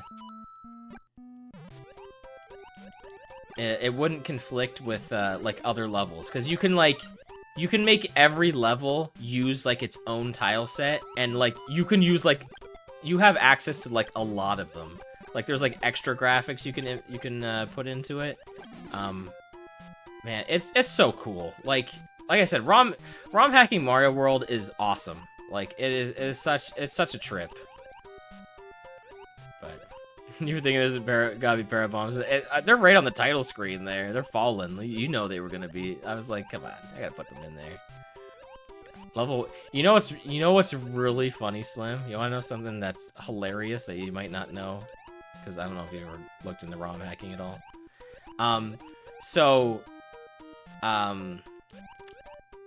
Yoshi's Island 1, when you load up Lunar Magic, it always defaults to Yoshi's Island 1. And Yoshi's Island 1 is, its address 105 in the ROM. And like that's how it always is. And everything's like hexadecimal in on there, so it's like 1, 2, 3. It's like 1 through 9, and then like A, B, C, D, E, F, and it's 3 numbers. So 105 is like pretty far in, right? Because it goes through like all the letters and stuff like that. So 105 is where it starts in the program, Yoshi's Island. But when I do it, I like to, you know, I start with, because level 0 in the ROM is oh, I skipped that mushroom house over there. Should I go back and get that? Yeah, I guess so. Level 0 in the ROM is the, you know when you get 100 bonus stars and you go to the bonus game? That's level 0, and you don't want to touch that one, because if you start somebody in that level, you can't exit it. It's kind of weird. I don't know. Actually, I think, never mind. It's not important, but that's level 0, so I leave it alone. Level 1. So I start with level 1 and I worked my way through, but level 1 in the Mario World ROM, you probably know where this is going. Level 1 in the Mario World ROM is Vanilla Secret 2. So the very first level in the ROM hack, which was Parabomb Canyon, I replaced Vanilla Secret 2. It's pretty funny, you know. Means absolutely nothing, but it's kind of humorous, you know. It's yeah, the prophecy, yeah. Yeah, so it's pretty funny. You know, we're just gonna skip over Fort Knox. I don't know. I just don't want to play it. No, we're gonna play it. We're just gonna skip it. I can do this here. Did I press this already? No, I didn't. I probably screwed up. Yeah. So. I just thought that was kind of funny. Should I just, like, go in with a leaf? Probably, right? Alright, I don't have to even do anything now, right? I can just go left. Right. I mean, I guess I could get a Tanuki suit, but also, like, screw that. And I think the reason... My hunch on this is the reason that it's level 1 on the ROM is more so because, like, you know, on the world map, it's, like, in the top left, right? So it's kind of like the first level. And I don't know if that's how they probably didn't make the levels in that order, but maybe when they were, like, designing it that way, like, maybe that's how they did it. I don't know. That's my hunch, anyway. Because, like, Yoshi's Island is, like, a sub-map, so it's, you know, there's all those levels that are on, like, the world map, and then there's Yoshi's Island, and then Vanilla Dome, you know, and then Forest of Illusion, and then Bowser's Castle, and then Star Road, and then Special World. So there's like 6 sub-maps, right, in the game, and there's 1 main map. That sounds right? Right? Yeah. So... like I said, it is a very creative playground, ROM hacking, Mario World. I was like, what level is it? We're gonna skip this one. Oh, man, I was feeling take 1 there. Oh, come on. We got this. You know, there we go. I know I've wanted for a long time to play Mario 3 mix on here, but maybe I'll start playing some Mario ROM hacks, honestly. Like Mario 3 mix is a ROM hack, but I mean, like, I might start playing some Mario World ROM hacks, because I think, like, I like Mario World, I do, but I don't like it nearly as much as Mario 3, but I really do like Mario World ROM hacks. Because it's like I get to play a new Mario game, you know what I mean? And there's so many of them that are out there. And they're just a joy to play.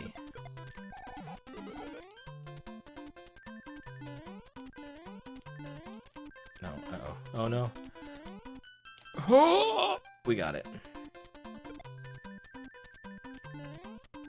Alright, we're in there. We're in there. We did it. Didn't take any damage. Let's go.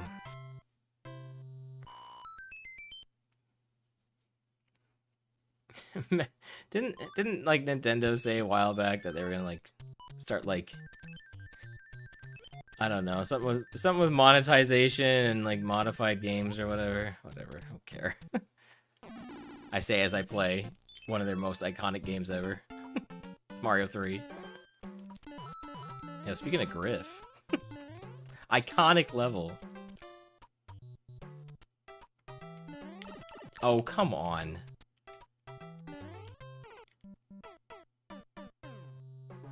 I suck, guys. I suck. Alright, you know what? Starman. We're going in.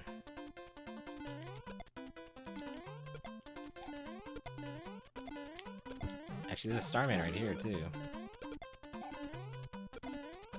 And if I'm quick enough, we can get to that Hammer Bro pipe, too, so... or Hammer Suit pipe. So I don't need to bring anything else in here. Did have a phase during Retro Achievements, so we played a lot of Mario World ROM hacks. They are fun, you know, they're made by people who enjoy playing Mario. Now, if only Nintendo encouraged that creativity, you know, and allowed stuff like Sonic Mania to happen, instead of, you know, the opposite. A world where AM2R was an officially endorsed product. Do you know Mega Man versus Street Fighter or whatever. That someone was just making that on their own. And then Capcom was like, "Hey, do you want us to like make that an official thing? And we'll use it for our whatever anniversary because we have nothing else to do." And then they officially published it. Like, that's an official game you can get right now from Capcom. You don't have to pay anything for it. I'm pretty sure you can probably download it from their site, right? Surely you could still do that. I know it's a PC game, but I don't think they really talk about it anymore, but like, that's a thing they published. Someone was just making that. Like, imagine a reality where that happens with like a Nintendo game. Never. Like, that's just wild to me. I know it's all like, you know, you gotta protect your IPs or whatever. I guess the thing that project had going for it was two Capcom IPs, you know, Street Fighter versus Capcom or versus Mega Man. You know, whether or not it's any good, that's not really the issue. It's more the fact that they were like, yeah, we're gonna actually officially publish this. I would love them to do that with Mega Man X Corrupted. That my dream, my hope is like that guy's been working on Mega Man X Corrupted since I started Let's Playing. That was like 2008. It may have been earlier. It may have been earlier, but it was a long time. Is this a Starman? Yeah, that's what I thought. But yeah, so that's like 15 years that's been working on. And my secret hope is that Capcom has just been keeping under wraps. Oh my goodness, are you kidding me? Stupid. I hate this fort so much. My secret hope is that secretly Capcom is going to officially publish this game. And it's gonna like come out on like consoles and stuff. That's why it's gone through so many iterations and like versions and like, because I think it was originally like a Flash game, and then he's like, oh well, that's not getting support anymore, so I gotta port this to like another like port this to something else. Like, that would be so sick. There's no way this, like, everything I'm talking about is not gonna happen, but like, that would be so awesome if they like officially endorsed it and it just like came out on everything. Like, oh my god. I'm dead, right? I think I'm dead? Oh my goodness. That was nuts. Man, I have to beat this now. Like, I have to. But yeah, you know, if it turns out that they end up, like, officially backing that, they should. Because that, Mega Man X, if you somehow have not heard of this, like, if you're a Mega Man X fan and you somehow have not heard of Mega Man X Corrupted, it's a Metroidvania Mega Man X, and it looks awesome. The guy who, like, did the music for it has, like, made, like, official games and stuff. Like, there's a game that came out this year, Gravity Circuit, that I want to play, and it's like made by the guy who did the music for Mega Man X Corrupted, which, by the way, all sounds like music that could be in a Mega Man X game. It just looks awesome. Like, it looks so cool. You can like mix and match armor and stuff like that. Like, you know, oh yeah, right. That's not how this works. You can tell I'm getting tired. But yeah, it looks awesome. And so I really, really, really hope that they like officially endorse it and it gets published, because that would be so sick. Anyway, that's my hope. I doubt it'll happen, but you know, Mega Man X needs a win. I don't know how good Dive Offline is, but considering it was a gacha game, you know, I'm guessing it's not, like, amazing. So,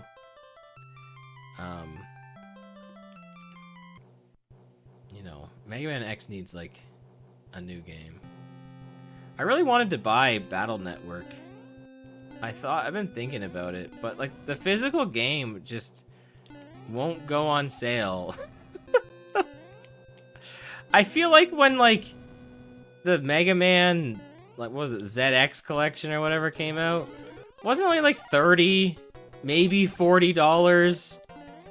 Battle Network is $60 and refuses to be less. I think it maybe went down to $45. I want it to be $30 physical. And it's not happening. It's been $30 digital, and I don't know, maybe I should bite the bullet on it. But here's the thing. It's 6 RPGs. You know? Like, as much as I really want to play through all the Battle Network games, and I loved Battle Network 3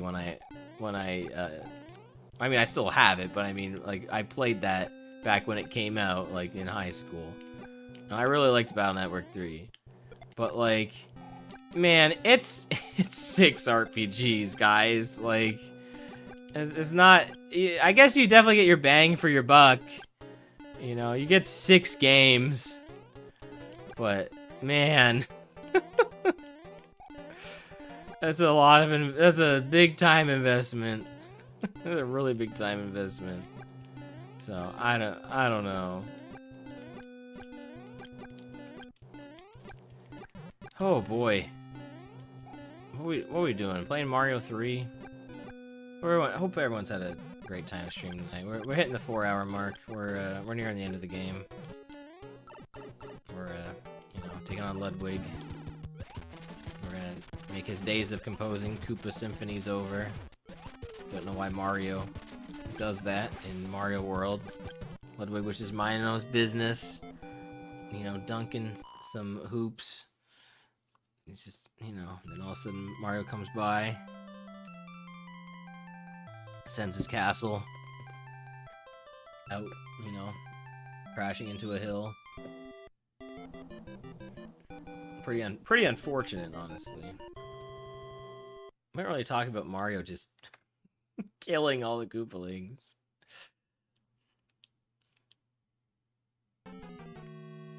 Yo, I kidnapped the princess while you were running around. Well, what a funny thing. I was like, yeah, I was bored. I just decided to do that. I had nothing else going on.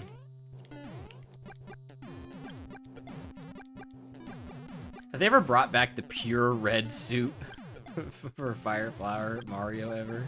Like, it's just like it's a little throwback. Is that a Smash Bros. Alt? The like orange and I don't know, dark red, or it's kind of like brown, I guess. That'd be a pretty cool Smash Bros. Alt if that's not a thing already. Neat little reference. I don't think it is. I haven't thought about Smash Bros. In a long time. Feels like the only time people are thinking about it is like when it's coming out and when they're announcing DLC characters. Which is wild because like... Isn't it crazy to think that the DLC pass thing was literally a Smash Ultimate thing? The last game. Dojo was really hype for Brawl.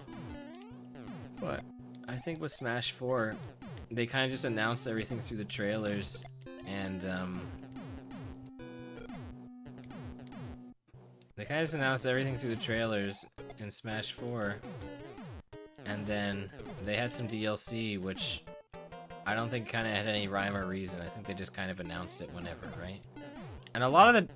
What was the big DLC, like, out of Smash 4? Like, what were the new characters?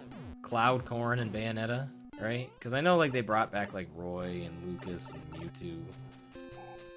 Is that it? 6? Oh, Ryu. Ryu was a big deal. Ryu, Cloud, Corrin, and Bayonetta, right? So Corrin was the only first party.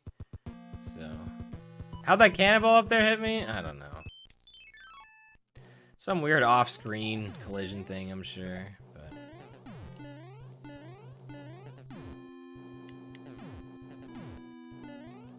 I know the Ryu thing got leaked, but it was still pretty based.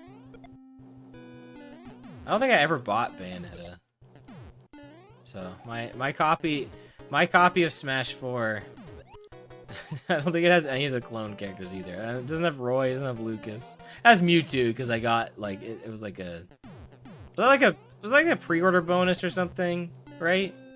Didn't you just get Mewtwo if you like pre-ordered it or something? I think that was a thing. That sounds like that was a thing. I feel like I'm not making that up.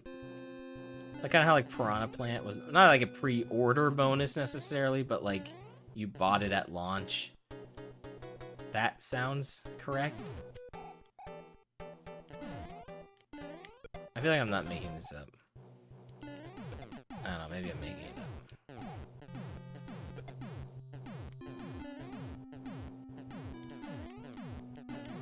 I don't even know what I'm saying. Why are those bob-ombs there? Even when you play this, like, in the randomizer, when there's no auto-scroll on these ships, they still just kind of don't do anything. They're not in the way.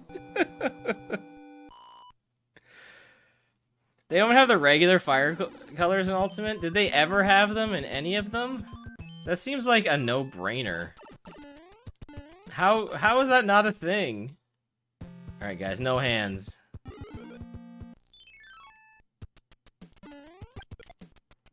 Hit immediately. Yo guys, you know about this mushroom here? Look at this. Secret. Bet you didn't know about that mushroom. Probably did.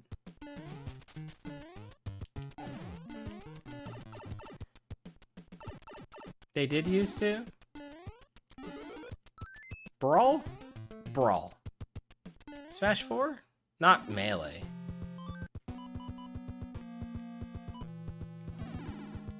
We're gonna use a leaf. Wow. Second hand. Bad luck. This is the shortest one, though.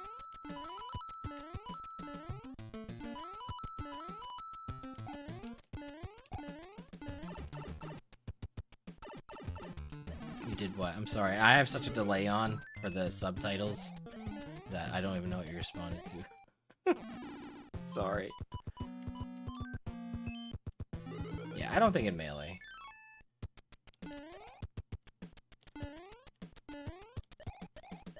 I feel like Brawl did. 4, I'm not sure. But, I mean, you're saying it, so I'll believe it. I'll believe it. I'll bite. I hope the subtitles are useful to at least one person out there who's watching live without audio. Because, I mean, that's why they're there.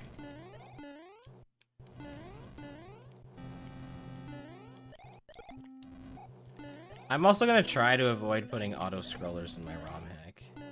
Like, I mean, the timed lift one is an auto-scroller, but like that's the kind of auto-scroller I like, where it's a controlled auto-scroller. Where it doesn't feel like you're playing an auto-scroller. That's the real goal.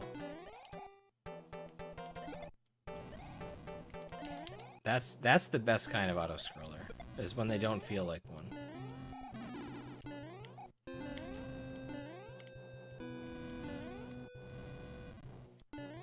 I don't know why I had that as a level design thing. I just really wanted to make one with those lifts. You know, those lifts only appear in one level in Mario World. Maybe they're in the Bowser's Castle in one of those rooms. Maybe I think they might be. I mean, maybe I'm wrong, but the fact that one regular level is kind of like weird. Someone's gonna be like, "No, they're in this level." I'm gonna, like, "Okay, I completely forgot." They're actually in the special world. Outrageous? They're not outrageous, I know that.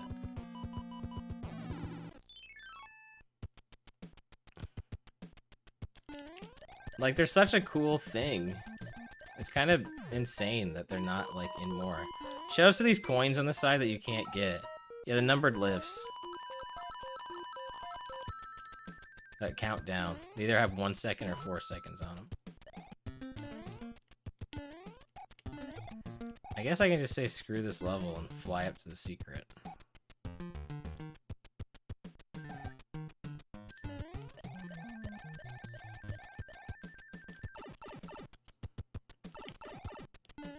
I tried to jump through it. Sometimes you can like glitch through this block. I don't know if that's an All-Stars thing or if it's an NES thing.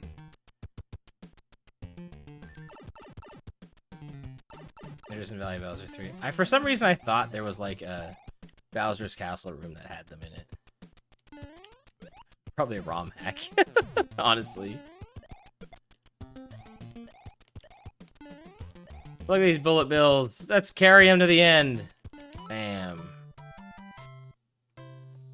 Yeah, I know there's those diagonal ones. Yeah. Those are part of the same tile set. What's really interesting is that tile set is the Yoshi's Island 1 tile, like with the Rexes and the Bonsai Bill.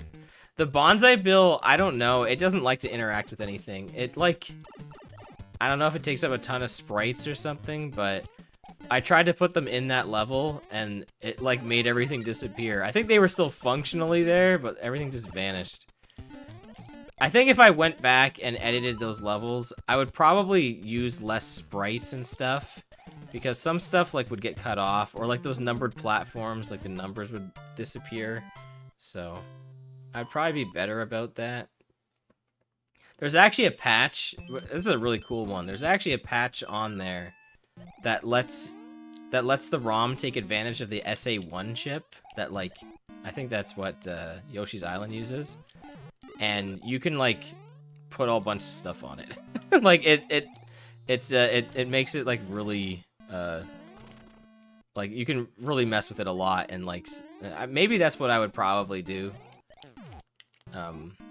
Maybe I'd look into that so that, you know, things would work properly. But I feel like it might mess with other things, which is why I'm like kind of hesitant to look at that kind of stuff.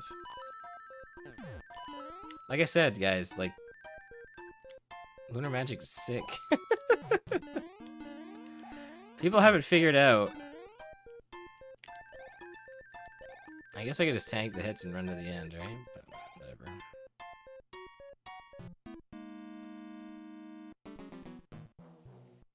People got the Mario World ROM hack game on lock. Just the fact that I was able to just be like, yep, I want to use this thing and use this thing and this thing was really cool. The only thing I haven't figured out how to do yet, which is probably the next big step, is adding in like custom blocks and sprites. That's the next thing, because there's lots of cool things people have made. I don't think I'm gonna focus on making any bosses, because one, I don't even know how to make a boss, so I don't think I'll even focus on having like boss levels in general. Just mostly just like levels that are just challenging. It's just so fun thinking about it. I don't know, I just had a ton of fun making it. I just want to keep making it. You know, it was a lot of fun. That's why I keep talking about it. I'm not just talking about this because you're here, Slim. I really had a blast making that ROM hack, and you know, I know at someday I'll make like my own game, but maybe that's kind of what I need to start with. You know, something that kind of has pre-established rules that I'm familiar with. You know, that's why people make ROM hacks. You know, they do it because like they like whatever property it is, and they want to make it their own. Not that I don't want to make my own game one day, like I do, but I think, you know, kind of an easy start, you know what I mean? Kind of take something that exists already and kind of play around with it. Alright, we're at Bowser's Castle. Oh yeah, Mario 3, which oddly enough I don't think nearly has the support of like ROM hacking, which you'd think it would. You think it would with all the different suits and stuff. There's lots of cool stuff in Mario 3, but I think Mario World just works better for ROM hacking in general. I mean, I'm sure the tools help, don't get me wrong, but... Oh, I just realized Jilly has been asleep the whole time in this room. And I just said that because I hear her snoring over there. She's just a little snoozy girl over there. The thing is, like, people have made it so, like, I bet these laser statues, I bet that's a thing that exists in Mario World. I wouldn't be surprised.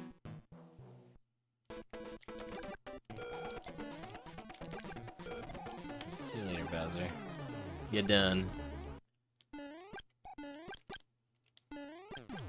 I want to feel. I know that making a game has been a huge thing for me. I'm honored to be someone connected to this kind of first start. Yeah, I've given it a try now and then, playing around with different projects and stuff, but I truly feel like this is the first one where, I can kind of make a beginning, middle, and end and actually see it through because, like, I know what I want to do. And it definitely got better. Like, I feel like as I made those levels, like, I feel like Skull and Jones was the best one I made because it was the last one I made. And even if it didn't feel like the most fun to play, it felt like the most well-designed for me because I started to, like, use mechanics and stuff that I was like, oh, okay, like, I can do this, like, and so... Where was I going with that? That was kind of a weird tangent. I beat Mario 3, by the way. But yeah, like, like I said, I really want to finish that ROM hack as a one-world experience, and I want that to be a thing. But then I want to take it and actually make it like a full game. So, like, what I'll probably do is I'll probably release the one world experience for anyone to play. I'll probably clean it up a bit too, like some of the levels I've done, try to make it like so less glitchy stuff happens, like the numbers disappearing on the timed platforms and stuff. I'll try my best on that. But then from there, take the levels I've made and like put it into like a grander ROM hack that, like, it's like a full game. That's what I want to do. So, but yeah, that was Mario 3. Woo! We're done. GG. All right. That was a good time. Hey, we beat 2 games tonight. 2 games that I've played like a million times, and I don't know if I've ever really said this on YouTube before. I definitely have said this on Twitch and maybe just to my friends in general. But Rad Gravity really became a thing after Let's Playing. It was like I owned the game growing up and I liked it, but it has truly become one of my favorites because of this, because of Let's Playing, because of streaming, because of my friends. Like I've grown such a deeper appreciation for it, and then I'm like, oh, I really like this game. So I think that's pretty cool to have this game from 1990, become a new favorite for me so much later in life. So Mario 3, on the other hand, though, I've liked that for a long time. Not as much a thing. That's true. It was also called Skull and Jones. It seriously felt like a true sequel to Sunken Ghost Ship. Well, thanks. I think what I want to... I'm not going to say. I'm not going to say what I'm going to do to Skull and Jones, but I definitely have a change that I want to make. That's a pretty significant change. But I still want, after watching you play it, I'm like, yeah, there was a direction I was gonna go with it at first, and it wouldn't change really too much, but there's definitely a change. I was like, yeah, I need to make this change. I'm going to do it, but I gotta figure out how I want to execute it. Anyway, not important, but also, yeah, Skull and Jones. No, I like I said, it's like a too much like sprites on screen kind of thing. So there's definitely some places where I can like remove some enemies and remove some platforms, and it would probably still be just as challenging. Like they don't need to be there. It's just a matter of figuring that out. Or like I said, I could just apply that SA1 chip patch to it and be like, screw it. Like, this can all be on screen and it won't be an issue. But All right, guys. Well, that is that's it. That's it for the stream. I hope you had a good time. This was my year-end stream. We talked about games. We went over my Christmas gifts, and we played two of my all-time favorite games, which both released in 1990 in North America, which really made choosing a favorite game from 1990 truly an impossible feat. It is one of the two that you saw me play is one of my favorite games ever. Do I like Rad Gravity more for its ambitious choice to be a favorite game, or its really well designed levels and Metroidvania qualities? Or do I like Mario 3 for the sheer amount of great content in it and length? That's true. The chat talked about Mario 64 DS over my Final Fantasy story. That did happen. That was pretty funny, I won't lie. I had a really good time doing this stream, guys. I will admit that it was tough to get to this stream because I've been really bad about like having this content be like a chore rather than enjoying it. I know that sounds weird, but sometimes that's how it is. I don't want that to be the case. I want all the stuff I do to make sure that I'm enjoying it at all times, and when I'm not, I have to make sure I pivot and do something else that I actually care about. So, thank you for sticking with and getting me to this point, because it means a lot. I want to get back to playing the Messenger and recording that for you guys, and I'll probably start uploading that next week. If it's not next week, then the week after for sure. I do want to stream Kirby Return to Dreamland Deluxe next week. I want to start that because I really like Return to Dreamland, and I was harping on the look of Deluxe, but it's still Return to Dreamland, so I'm sure I'll still love it. So, I gotta, we're gonna get through that, and we're gonna play it. I'm gonna have a good time. So that's gonna be a thing. And then I still need to make a member video, and I do want to do a year-end video still, even though that's kind of what the stream was. But I still kind of want to make a video. If it doesn't end up happening, understand that it just wasn't in the cards. I'm really busy with work and stuff like that. I don't even know what my schedule is next week, which really sucks. So I know I have tomorrow off, though. I know I do have tomorrow off, which is nice. Thankfully. I had to work the day after Christmas, which sucked. But then, like, when I finished that day, I was like, okay, I get 2 days off now. So like that was nice. It was like a brief work intermission that I didn't want to do, but I got through it, so it's good. I don't exactly love my job. I won't lie. But I got to do it. That's life. So yeah. So I'm kicking with it. I'm sticking with it. And yeah, I appreciate you being here. Thanks to Griffin Lobster for becoming a member of my channel earlier tonight. Shouts to Griff.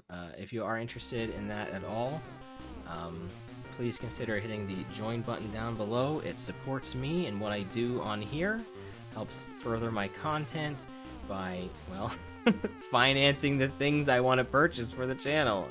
I'm sugarcoating it.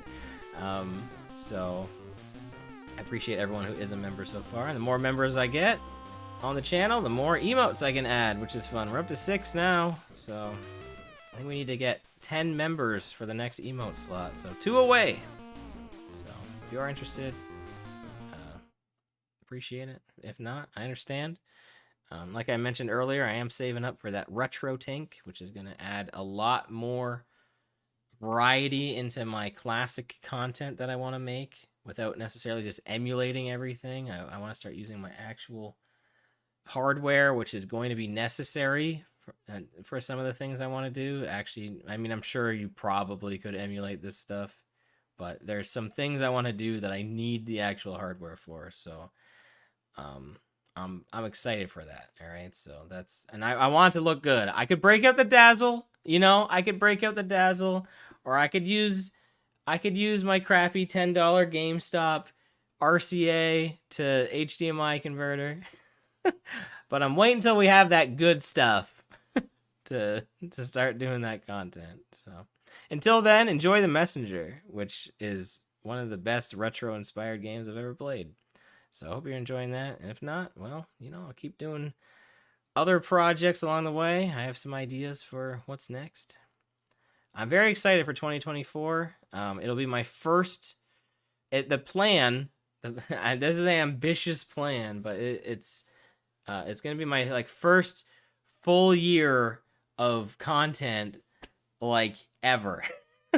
Because even in my very first year of doing YouTube, I started in August, and I was pretty consistent with my content then. But I'm gonna, the plan for next year is to be very consistent with my content moving forward. And I gotta be on. I'm patting myself on the back for this. I have been consistent with my content. I am taking these Christmas weeks off. I'll probably do the same thing next year. But I think that's an understandable thing, for someone to do. And I'm planning on hitting the ground running next year, and I got stuff planned, and I'm excited. I'm really anxious to keep it going. So I've been pretty proud of myself. I beat a couple of games on stream on YouTube this year, only streaming once a week. Actually, at the beginning, I was streaming a little more than once a week, but regardless, now once a week, I beat a couple of games on stream. I finished a couple of Let's Plays. I think The Messenger is probably got, it'll be finished before the end of January, I think. So, it's, I feel I'm back. Yeah, I'm thinking I'm back. You know what I'm talking about. But anyway, it's been fun. So thank you so much. Happy New Year. If I don't see you until 2024, have a great night. Thanks for watching. Been a lot of fun. Have a good night.